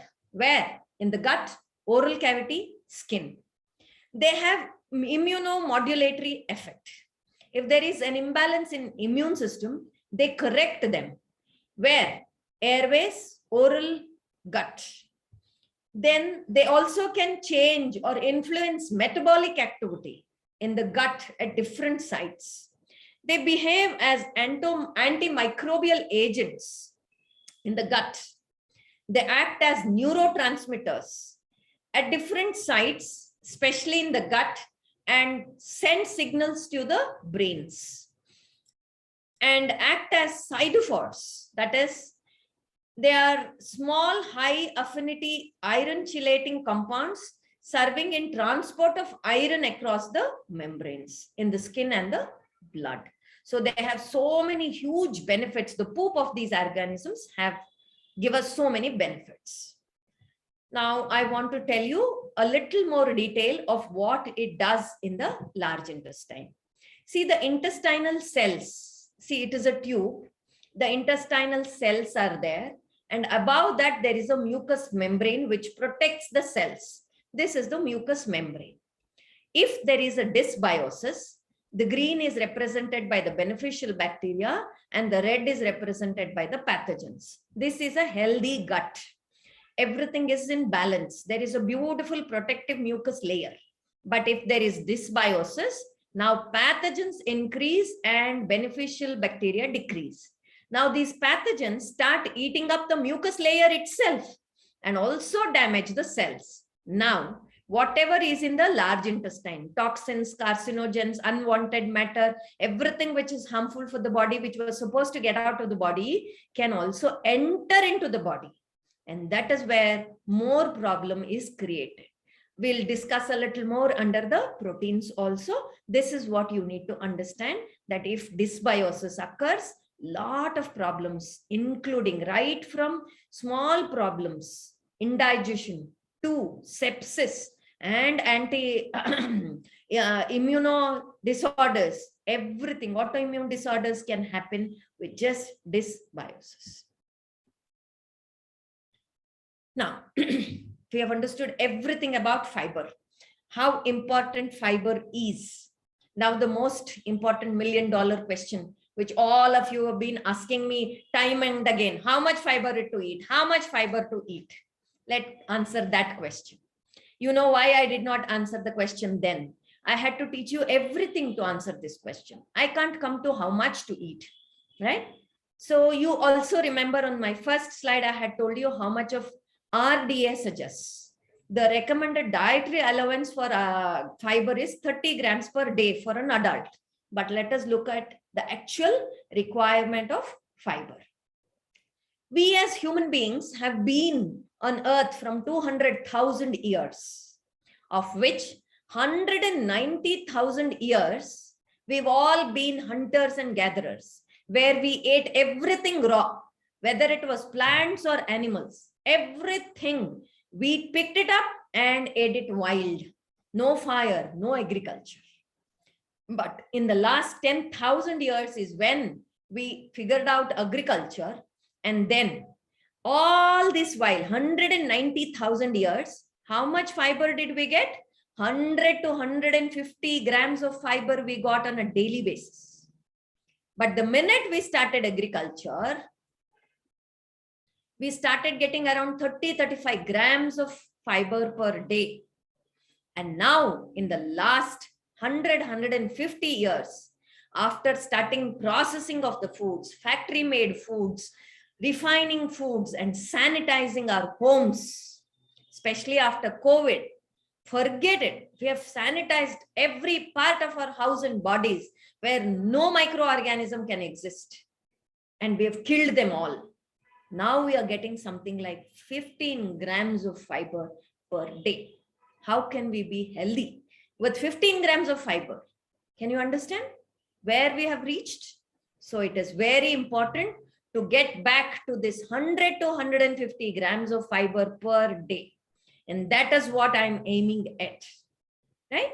So let's say get closer to 100 grams of fiber per day is what is required to prevent all the diseases and disorders. We have discussed lifestyle disorders, but all kinds of diseases and disorders we can prevent with closer to 100 grams of fiber. And also get very, very healthy because it also gives us micronutrients. How do we do this? I might talk for another 10 minutes also because I need to finish this topic. I'll take up questions at 8 o'clock. Now, every time you pick up a plate, imagine a plus sign on your plate, which divides your plate into 4 parts. First part, you should get something from whole grains. We have discussed enough and more. What are whole grains? I tried to initiate, the whole grain sharing in the last 2-3 days, but none of you shared it. So I cannot help it. That is the whole grain. I've discussed in theory what are whole grains. Please use whole grains. Make any dish you want. Use any recipe you want. Your own traditional recipes. I have no problem. But make something from whole grains. Whole rice, then whole rotis, parathas, upmas, pohas, dosas, idlis, pulavs. Do whatever you want with whole grains. That is your first part. Second part, I will discuss in the next session, grams and dals, how to make it whole and healthy. Third part, we have discussed everything about vegetables and green leafy vegetables. Cooked. Some dish, dry or wet, sambar, dal, into the dal, okay? Or curries, sabzis, do whatever you want. Use both vegetables and greens with skins, with stems, and make some cooked dish. Should be your third part. Fourth part should always have a salad. Anything you want, raw salad. Any vegetables you want, you like tomatoes, onions, carrots, cucumbers, beetroots, capsicum, whatever you want, radishes, whatever you want. So this is how you should design your plate. What is a healthy, balanced plate? This is a healthy, balanced plate. You have grains, you have grams or dals, you have vegetables and green leafy vegetables cooked, you have vegetables and green leafy vegetables raw. Now, what does this plate give you? Carbohydrates, complex, healthy carbohydrates, proteins, vitamins, minerals, and fruits also included. Vitamins, minerals, antioxidants, phytochemicals. And each part will give you fiber. And that is why they become healthy. Are you all very clear? Amrita, Renuka, please nod your heads if you have understood. Great. Ma'am. Yes, ma'am. Now, am I talking nonsense? No. Let me prove to you that we are going to go closer to 95 to 100 grams of fiber in each day if we eat like this. This is not for you to calculate. This is just to understand for your information. See, all of us, minimum, we will eat 2 rotis in a meal. I'm taking roti as an example because it is easy to calculate. Okay. Minimum 2 rotis we will eat. Generally, we eat 3, 4, depending on our age, physical activity, men, women, all of that. But minimum, all of us eat 2 rotis. Each roti will give us anywhere between 4 to 10 grams of fiber, depending on the grain. If it is rice, 4 grams. If it is wheat, maybe a little more. If they are millets, more, 6, 8, 10. Anything between 4 and 10. But let me take minimum. Let me take 4. So in a meal, if I take 2 rotis, I get 8 grams of fiber. Agreed? Okay. So I have written that 8 here. 8 grams of fiber from grains. 1 cup of cooked whole pulses, which I'll tell you what in the next session, will give you 10 grams of fiber. Okay, so I've put that here.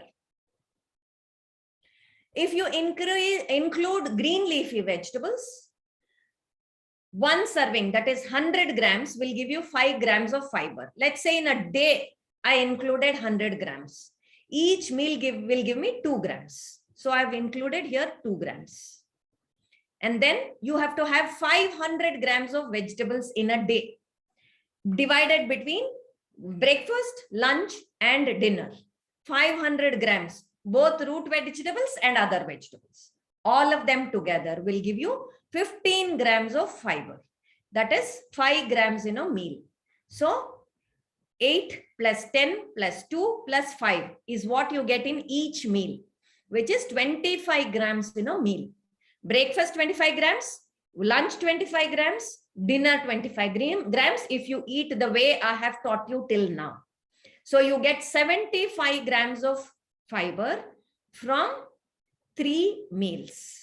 And evening, I have told you, eat large amounts of fruits, which will give you another 20 to 25 grams of fiber if you keep the skins on. So we will get anywhere closer to 85, 90 or 95 to 100 grams of fiber in a day if we eat like this. All of you agree with me? Renuka? Understood? Okay, great. This is how your plate should look now. If you're eating rice, unpolished rice, huge amounts of cooked vegetable and green leafy vegetable, and some amount of raw salad. If you're eating millets, some kind of sambar, raw vegetables and cooked vegetable. This is upma made with lot of vegetables, raw chutney and raw salad. Idli made with unpolished rice, unpolished urad and lot of cooked vegetables and raw vegetables.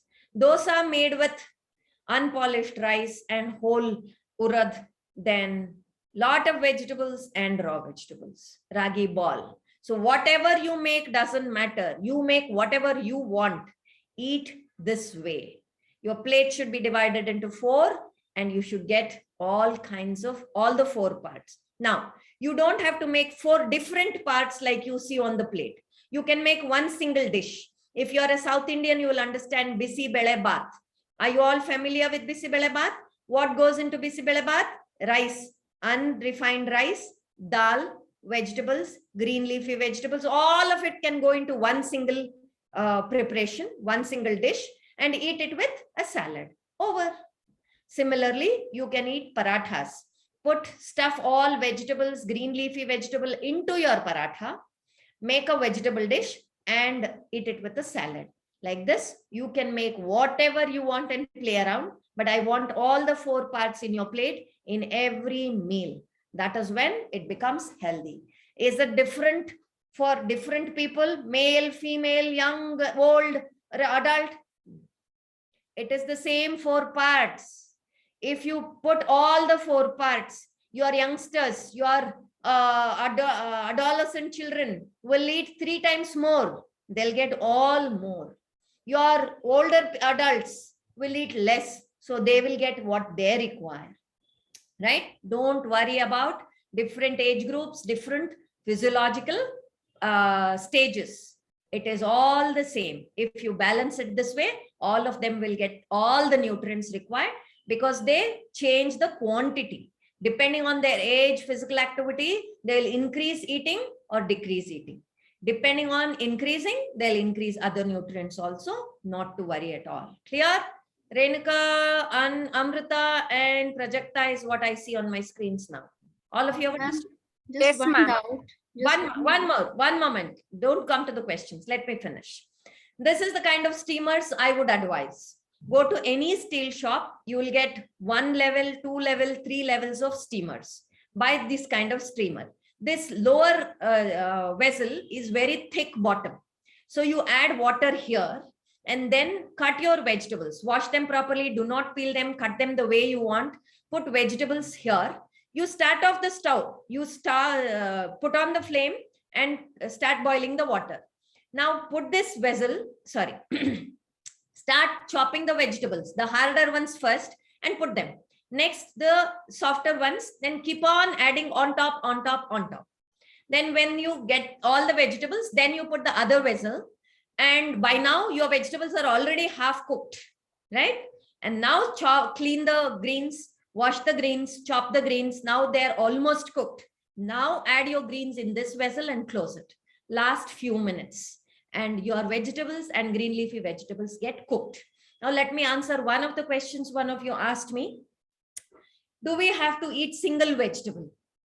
Good to eat lesser, but in vegetables, what happens is almost all kinds of vegetables have similar amount of starch. So if you mix many vegetables, doesn't matter, but always the goal and good to eat one type of vegetable. Let's say today what I made is chapradaurekai. It is a kind of beans. I made roti and added greens into the roti and made dry chapradaurekai or the beans dry curry. That's all. My meal is over with a salad. That's all. I have greens, I have whole grain, I have the vegetable, I have the raw vegetables. So make it simpler and simpler and use it this way. But mixing vegetables is still okay. Different kinds of vegetables. And also mixing raw and cooked is still okay right now. But going ahead, I'll teach you how to separate them. Clear? So let me summarize. Dr. Erica is a senior research scientist in Stanford University Medical School.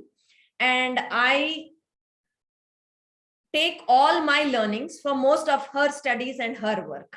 Whatever I have discussed is majorly from her work. So if you go to her website and listen to her lectures, if you want more, you can do that. What she ultimately declares is, we can't change our genes, but because the genes of these microorganisms can be changed depending on the number and their variety, we can even play around with our genetic disorders. So to summarize, eat a diverse range of whole plant-based foods. This is the summary of the microbiome from her studies. Eat fermented foods, eat prebiotics, that is fiber, breastfeed your child. All the microorganisms on the mother's breast get transferred to the child, and that is how the child becomes immune. So stopping breastfeeding or cleaning your breast often before breastfeeding is a very bad idea. Get in touch with soil, fresh air as often as possible and get a lot of microorganisms from the environment. That is what is going to keep you healthy. Do not sanitize yourself. I'm making this statement in spite of Corona. That is not to sanitize yourself. If you sanitize yourself, you are getting into more risk of getting Corona. Don't worry about that. Get good beneficial bacteria into your system. Growing something at home, like coriander or curry leaves or like microgreens, not washing them and adding them into your salads is going to increase your microbiota. Increase exposure to microbiomes from the environment. Stop, limit animal foods, sugars, especially artificial sweeteners. Avoid antibiotics. If you can do all of this, you can create balanced, beneficial bacteria or the microorganisms, so to say. So from the microbiota topic, grow something at home in some pots or old vessels, keep it in your windowsills and grow them, chop them on top and just wither them and add it into your salads. You will get a lot of microbiota. Avoid antibiotics. Now, I'm sorry, I'll finish it as soon as possible. Consume a minimum of 500 to 600 grams of fruits daily. How can we do this? One of you please quickly unmute yourself and tell me, how can I eat 500 grams of fruits? Where will you tell me? Where will Eat only fruits for one meal. Absolutely. Wonderful. Who said this? Reena Reddy. Okay, Reena, thank you. Yes, Thank this is the simplest way to get 500 grams of fruits. How can you do this? Replace it into breakfast.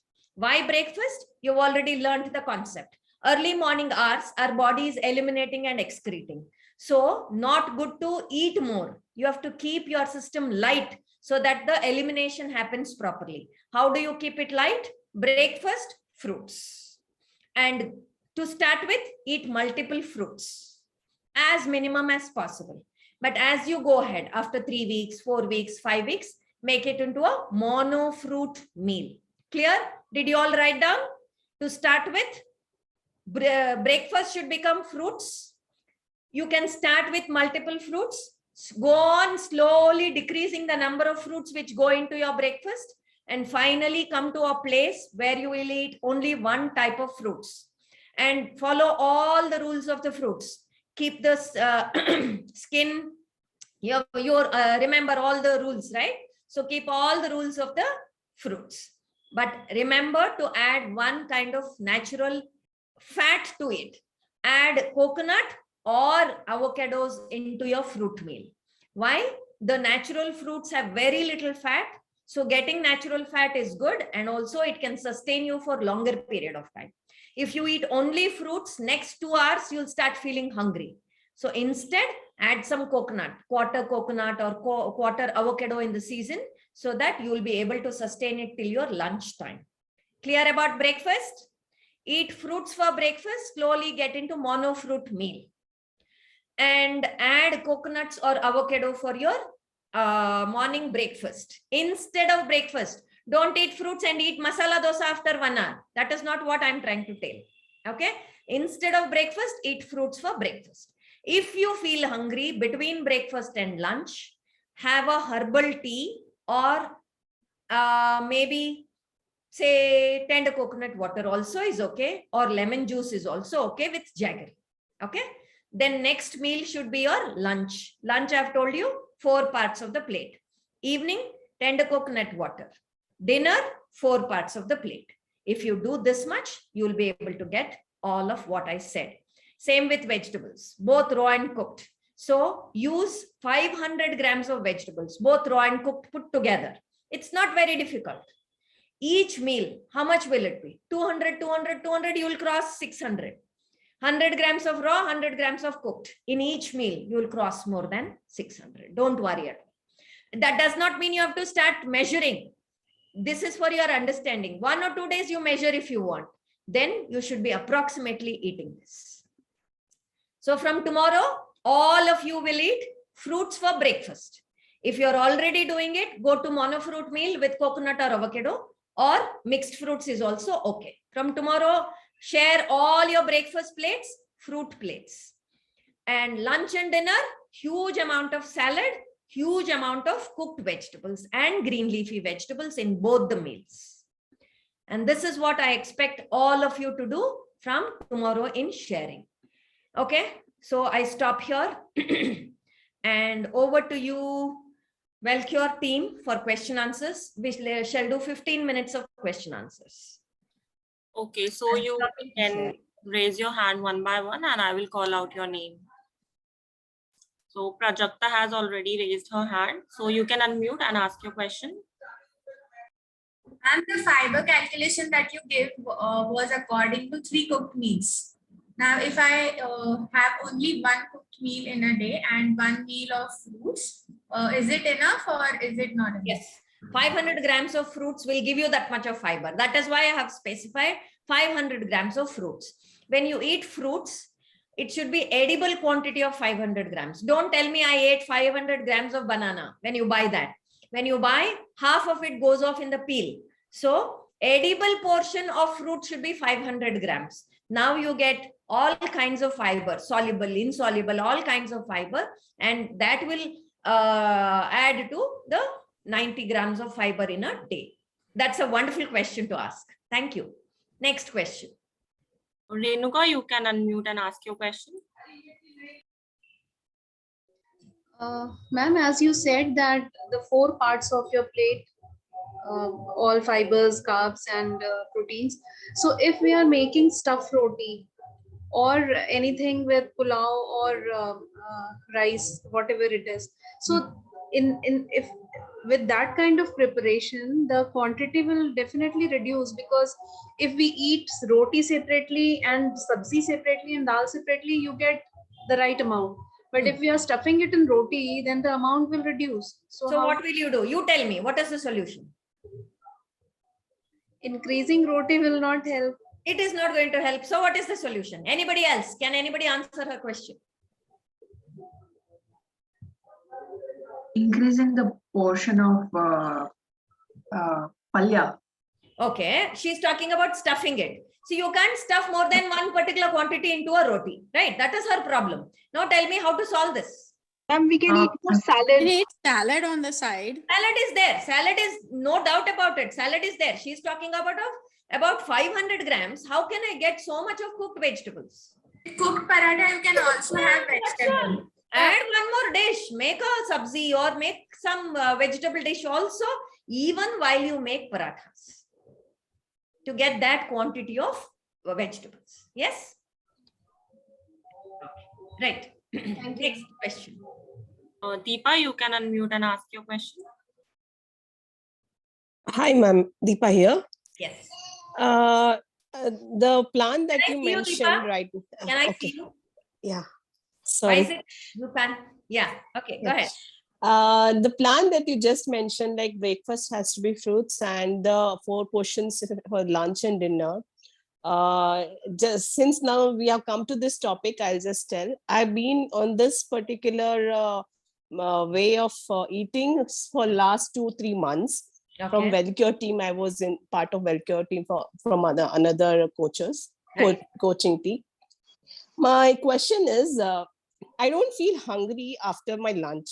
With the 4 portions, whatever you mentioned, all my plates consist all of it. But I don't feel hungry for my dinner time. My cutoff time is 7 o'clock. I don't eat anything beyond 7 o'clock. I'll be only on water, and next day only I break my fast at 8 o'clock with the juice, vegetable juice. Got your question. Can we stop? Right. So now this is how body progresses into the next stage. Your question is very valid, and I want you to keep your question because I want to answer this at the right time. Okay. Yeah. So I completely understand and agree with you, but it is very important to observe the body for all of you others. Look at how beautifully. Can you all unmute yourself? I mean, mute yourself, please, all the others. So the body starts telling us, communicating with us that I'm not hungry. Honestly, we are made to eat only one meal. We don't need these many frequent meals. Let me discuss more when I come there. But Deepa, you have already reached there because you have been doing it for 3-4 months. If you observe yourself, yes, you will have reached there. That's a wonderful idea to share. And all of you should start observing your body. And when you reach there, I'll tell you what. Okay. Thanks, Deepa, for sharing. Next question. Thank you. Reena, you can unmute and ask your question. Hi, ma'am. During Reena, I want to see you. Okay, ma'am, I'm so sorry. I'm in the car. I can't. Okay. No, no, Yeah, no, go ahead. okay. So I was so in the class you mentioned that we are in the notion that we eat outside and then we burn those extra calories by doing some 1 hour of exercise. But that's wrong. But what is the statement that you made? So what happens to all that food, that junk, what we have eaten? What exactly happens to that? Okay. Right. Now let's take some gulab jamun. Okay. What is gulab jamun made of? Maida, then Maida, cocoa, and then and sugar. sweet. Right? Yeah, Or- sugar. Right. Yeah. Now, I eat a gulab jamun, let's say 100 calories. How difficult is it to burn 100 calories? Not at all. Correct. I will go for 100, half an hour walk, I burnt it. So what went inside came outside over, right? But what happens to the damage sugar has done, which we discussed today?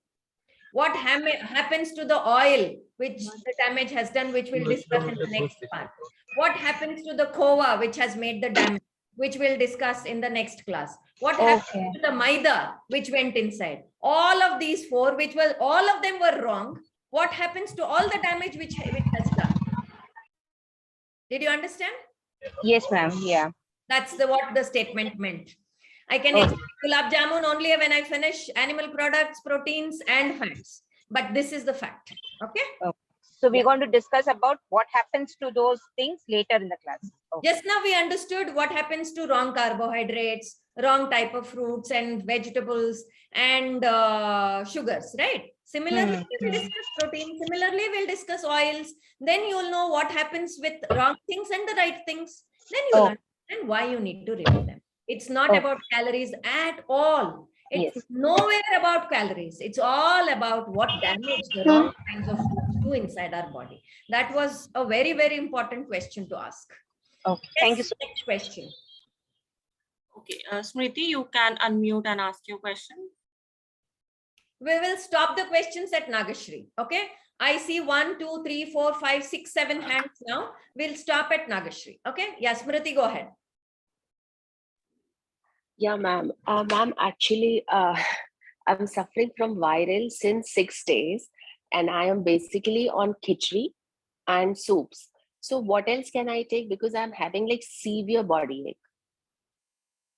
So what question is what else I can include in my diet?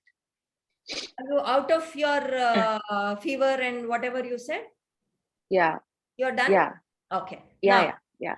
tell me how to make your soup healthy, how to make your khichdi healthy now based on what you've heard all these years, all these years. So I put this unpolished rice, and I'm putting green chilka wali moong dal with all the vegetables and salt, no spices. Okay. So your khichdi is healthy. So when you feel like eating a cooked meal, eat that, right? Yeah. And your soup, I've already explained in the last class, keep the vegetables intact, clear soups instead of blended soups. So better to be on liquids till you become completely fine. What is liquid? Fruit juices, complete fresh fruit juice without removing the fiber, blending them. Fruit juice, fruits also you can eat. Then soup, smoothies. Be on these for the next couple of days. No khichdi also. Just be on liquids for a couple of days. Rest well and get all the natural elements, sunlight, water treatments, then do lot of pranayama, do some stretches, all of this. Next 2-3 days, you will be perfectly fine and you will be back to health. Then slowly start with, healthy, without oil, without spices, one meal, one cooked meal, then 2 cooked meal, and then through, anyway, we stop at 2 cooked meal because we have already come to the fruit meal in the breakfast, right? Yeah. Okay, ma'am. Thank you. Question, Smriti? Yes. Thank you so much, ma'am. And it is not answering only Smriti. Anybody gets sick, the first thing you need to do is stop eating. If you can't stop eating, then go on to fruits or soups and liquids. Just be between fruits and liquids for 2 or 3 days. Rest completely. Let go of all the work. Then if you don't do any of this, you will not be healed, and then don't blame. So complete rest and be on liquids will heal you in 2 or 3 days completely without suppressing any of those problems which was happening inside your body. And slowly get back. 1 fruit meal, then 1 cooked meal, and then 2 cooked meals. Slowly get back to your normal eating. Yes, next question. Kshetra, you can unmute and ask your question. Yeah, I have one question is related to the topic of water that we have covered. It's about the RO filter water, if it's healthy for us to consume, or do we need this, right? Why? I thought who was supposed to answer, ask the question? Chaitra, right? Archana, can you wait? Chaitra will finish. Okay. In the contradictory statement, ma'am, according to nutrition, what we say is the protein has to be taken in the first meal because protein gives the whole day's energy. Have we discussed protein for you to ask me the question on protein? Fruits, you said fruits as a meal, no? It doesn't contain any protein, no? Like we usually support protein in the breakfast. Right. I can answer your question only after I finish proteins. Can you wait? Yes. Yes, ma'am. Thank you. Fruits could be included all the time, like, are you saying for the whole of the life you eat fruits as a breakfast, or only yes, not for 1 day or not for 3 weeks of Wellcure course, for your lifetime. If you want to be healthy, you can decide. It's not for me to decide. If you want to be healthy, if you want to be fit, if you want to be lean, you'll need to do that. Okay, ma'am. Thank you. Next question. Teresa, you can unmute and ask your question. Yeah, hi ma'am. Good evening. It's a small question. Like, can we pressure cook when we make khichdi and all? Can we pressure cook the khichdi in the cooker? What you can because do is, we have discussed rice, right, in the electric rice cooker. You put your rice in dal and water and start cooking in the electric rice cooker. Electric rice cooker, anytime you can remove the lid, right? So you put your rice in dal and soak it and start cooking that. Now you start washing your vegetables, then chopping them and all of that. Now let the rice and dal cook almost half or a little more than that. Then now add your cut vegetables in. And when it is almost done, add your chopped greens into it. And your khichdi is done. So that everything is steamed and also nothing is overcooked and everything retains their nutrients. Does that answer your question? Yes, ma'am, it does. Also, like, in our family, like, we started eating more fiber-rich food. Means, like, we include more salad and all. But while eating food, we get that burp. So why it's like, the fiber? Because you're including more fiber, it is happening. That is why I said eat slowly, chew properly, drink more fluids. Now, what is happening in your stomach? Maybe there could be in your large intestine more pathogens and less beneficial bacteria the way you understood today.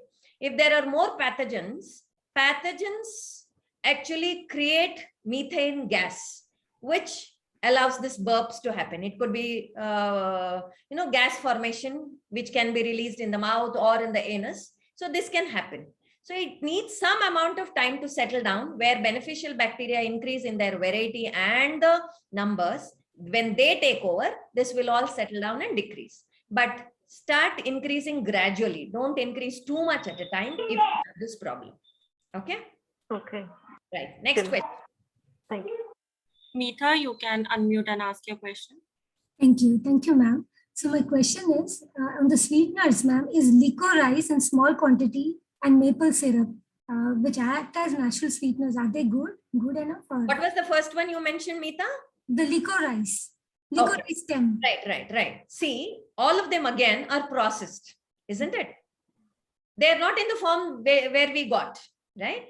They're also processed. They also have sucrose only. So not too much of them, even though they're natural got. See, what is your table sugar? It also came from sugarcane only. It came from a plant only. It was perfectly fine when it was a plant. The problem is with the table sugar, right? So a minimum is what is required. But I would suggest still dry fruits or unrefined jaggery rather than these refined stuff, right? Thanks. I know a lot of health professionals do advise all of this, but I disagree for this reason. Okay. Yes. Next. Rovita, you can unmute and ask your question. Hello, ma'am. It was an amazing session today, like all other days. Ma'am, my question is that can we have coconut water along with the fruits that we have for breakfast? Not a good idea to mix liquids and solids. Because see, if you have a fire, if you put water, fire is going to die, isn't it? Yes. You are going to extinguish the fire. Similarly, we have fire in the stomach, digestive fire, the hydrochloric acid, the enzymes. So you're going to dilute all of that with too much of liquids. So either have liquid or solid. So when it comes to breakfast, have only fruits. Between breakfast and lunch, between lunch and dinner, if you get hungry, having a tender coconut water is ideal because it has all the micronutrients like vitamins and minerals, but is not heavy on digestion. It need not be digested because everything is in simple elemental form. It gets just absorbed into the system. So between meals, have your tender coconut water, which is going to heal you. Ma'am, I have another question. My daughter is in Europe and she lives alone, and she's been tested positive with COVID. So will just whatever suggestions you gave right now for the viral fever, will that apply to her also? Absolutely, yes. And go to my website and look at an article which I've written when I got corona, and that will help you more. If you still have any questions, and if she's following everything only, I can help. If she is eating junk, not sleeping properly, not getting enough rest, and all of that, and tries to do this, it will get complicated. Right. So only when everything else is being followed, you can follow this, and it will help you. That is the first rule. If you need more help, just send me some messages and I shall answer personally, not on the group. Okay, right. Next question. Thank you, ma'am. Thank you, ma'am. Archana, you can unmute and ask your question. Yes, Archana. Sorry. Yeah, apologies. I thought my name is called. That is why I So. started No speaking. problem at all. Okay, so one thing was related to the RO water. Shall we keep drinking the water from RO, or shall we boil the water and drink it? What I is the already discussed this RO water stuff, right? RO water is bad, but I am not an expert to talk on RO water. Get to a water expert and ask, you have to send your source of water. What is the kind of minerals still retained in your RO water source? They have to look at it and tell you individually whether your water is right for health or no. If not, how to adjust your RO machine so that you can get your kind of minerals is the first question answer. What was your second bit of that question? Or boiling water. See, boiling water is going to kill all the beneficial germs, if at all they are. They are the ones which create B12, which we will understand in the next couple of sessions, right? So don't kill what organisms in the water naturally by boiling the water. I would say, but again, it all depends. If your water is completely harmful and not possible to drink, then you might have to do that as a better solution. But I would say, take your drinking water, filter it with a muslin cloth or any thin white cloth, then tie a white cloth to the open mouth, big large mouth, and keep it in the sunlight for half an hour, 1 hour, and then put it in a mud pot, earthen pot, and use it. First, let it get exposed to the sunlight and become cleaner and get that energy, and then put it in the earthen pot so that it gets filtered off and oxygen enters into it, and it's much, much safer. But if you think your water is not potable, then you'll have to boil and then put it in the earthen pot. Okay, and only one small question. Eating sprouts. I have been eating sprouts. I will answer that question when I talk about the grams and dals. Sure. I've not gone there, right? Okay, next question. You. And the last question. Okay, so Nagashri, you can unmute and ask your question. Yeah, hi, ma'am. Hi. Can you see me? Yeah, of course, I can see and hear you. Yeah, hi. Yeah, ma'am, you said about this probiotics in idli batter and dosa batter. But my question is, when we cook, will all these little bacteria, will it not die? Absolutely, you got it right. So how many of them are still surviving after steaming them for 20 minutes? Absolutely no. That is the whole problem. That's why I said safer. I already told you in the lecture only, don't worry about probiotics, bother about the prebiotics. And we have got enough fiber the way we have been discussing. So if you get enough fiber, don't worry about probiotics at all. They get killed with heat. Some organisms can sustain heat also, but most of them get killed. Akshay, why do you take such a long time to raise your hand? You are the last. Okay, let me take the Will we last get question. all this in pickles also? Will we get pickles? Yes, you will get it, but look at the amount of salt you get. You're okay with getting blood pressure? No, right. So heat the fiber. Keep the pickle as a taste maker. A little bit homemade oilless pickle, little bit in your food to make it more tastier and get that satisfaction is okay. But don't try to get your bacteria from the pickle. The amount of pickle you eat to get that bacteria, you'll kill yourself. Yes. Okay. Right. Thank you. Thanks for asking that wonderful question. Yes, Akshay. Yeah, ma'am. Thanks a lot. Good evening. Ma'am, in this course, are you going to cover any food tips for non-vegetarian people? Yes. Next session, all about it. Next two sessions, we are going to talk about all of that. Okay. Okay. Thank you so much. Take care. God bless you all. And one person, can you please unmute yourself and tell me how was the session? And all others post it in the group. One person, anybody? Ma'am, the session was very wonderful. It was nice to know everything about fibers and everything. And you are teaching us so wonderfully each day. You're simplifying things and making us understand in a simple manner. it's going to the brain and making Going? sense. I'm so glad it is going inside is first thing. But tell me specifics of what is that you take away from today's session? How was it very different, or what is it is going to make a difference in your life? It was nice, it was nice, it was nice. I don't want to hear that. The one thing that the eye opener is for me is I always used to think, what is prebiotics, what is prebiotics, what is prebiotics, and you said that prebiotics is all about fiber, dietary fiber. So eat more dietary fiber and don't worry about probiotics. So I always used to think, how can just eating fruits and raw vegetables, just steam cooked vegetables make such a difference? I always wanted to know the science behind that. And when you explained all of these things, All like got connected. yes, all got connected, and I am feeling so much happy, and I'm feeling motivated to be on this line more. And each day I look at you very closely on the screen.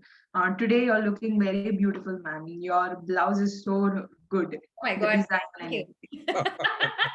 Thank you so much. We are going beyond dietary consultations now. Okay. Thank you, Amrita. You made my day. So another two people, Ishita and Kadambari, you have never spoken. Can you please speak up?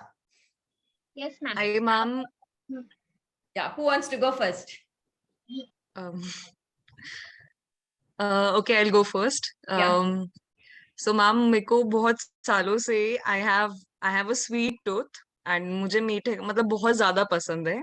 And today was the session that I understood कि कितना मतलब कितनी छोटी छोटी चीजें just because of jaggery and चलो इतना सा मीठा खा लेते हैं, क्या फर्क पड़ जाएगा, वॉक कर लेंगे, स्विमिंग कर लेंगे. सो आई टुडे रियलाइज्ड कि ठीक है, वो सब calories can be taken care of, but what about the problems that actually is going to be caused. So that was a complete eye opener for me, and thank you so much, ma'am. Thank you, really. I mean, now the first bit of what you said is very, very important. People who are getting very delayed and have something very important to go, please leave. But I want to address that one point which she made. She said, I have a sweet tooth. Show me somebody who does not have a sweet tooth. None of us are. You don't have to feel guilty about it. All of us are made naturally to have a sweet tooth because evolutionally we wanted that. See, look at our ancient people. Long time ago, when our ancestors were walking in the forest looking for food, they did not have food grown somewhere coming onto their tables. No, they were looking for food in whole tribes. And once in a way, they would encounter some food, some fruit, some roots, some sweet stems or leaves or something like that. And that was the food they should share with the whole tribe and eat. They would get only small amounts of food on a daily basis. So nature had to tell them that if the blood sugars goes down, you're going to die now. Eat something, find something. So it kept this sweet tooth inside us as an instinct, natural instinct inside human beings, so that whenever the blood sugar goes down, this craving for sugar comes up. When the sugar craving comes up, people would go find some fruit or something sweet and eat and survive. That was the survival instinct put in human beings. Unfortunately, even when we have so much of food around us, and it's still, the instinct is still there inside us, and we have a sweet tooth. So we should cleverly figure out how to satisfy the sweet tooth with healthy sweets. You don't have to stop eating sweets, eat healthy sweets. And every meal, if you want me, like if there is anybody like Ishita, you can eat one date after a meal. You can eat a couple of figs after a meal, something like this, so that you don't harm yourself, but yet get that sweet satisfaction, and you don't look for chocolates or wrong things, right? Did I make it more simpler for you for life? Yeah. Thank you. Kadambini, Thank and you. Akshay also has raised his hand again. Okay. Kadambini, sorry. Yeah, ma'am, the takeaway for me were two things. One is this whole craze about burning calories, eating calories. I'm burning that much so I can eat whatever I want. So that was the first takeaway, that it's not about burning, it's about the damage that we are doing, even if we are eating a very little quantity of, or a, like, even if we are doing some damage.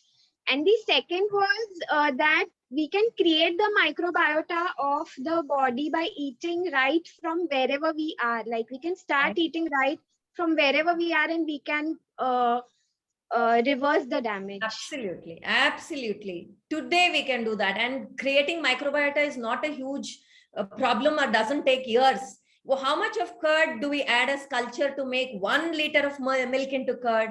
1 spoon of curd culture. Next day morning, 1 liter has become milk, has become curd, isn't it? Just like that. If we feed fiber every day, in just a few weeks, huge amount of microbiota will be created with variety. And mind you, if we don't create them today, lot of scientific research is done to what? We have specialized doctors who will look into our gut and say what the problem of microbiota is with specialized instruments. It will give, like the x-rays, it will give you a report, how much microbiota, what kind of microbiota, where it is. Then there will be specialized nutritionist who will sit and give you this supplement, that supplement, you eat this, you remove this, then your gut will get right. The worst part, they are taking the poops of tribal people, because tribals eat right, they eat everything wild, they have huge amount of gut microbiota, so their poop also has that much of microbiota. So they're taking it, sterilizing it, putting it into the capsule, and they're selling these capsule. If you don't want to eat the poop of somebody, start eating fiber. Thanks for that question. I mean, sharing that, Kadambari. So should we end with that? I'm sorry I've taken half an hour, but I think it was essential. Otherwise, I'll not finish this discussion and question answer at all. Okay. Thank you all. Have a wonderful, restful night, all of you. And I'm so sorry, Wellcure team, all of you, I kept you half an hour late. I'm sorry. Thank you so much. Yeah, no worries. Thank you, Dr. Gauri, for this wonderful session. And thank you everyone for joining. So we will be connecting on Monday at 6 in the evening, and have a happy weekend to all of you. Yes. Thank you, Ashleka. Thank you so Bye. much. Good night. Thank you so much. It was a wonderful session.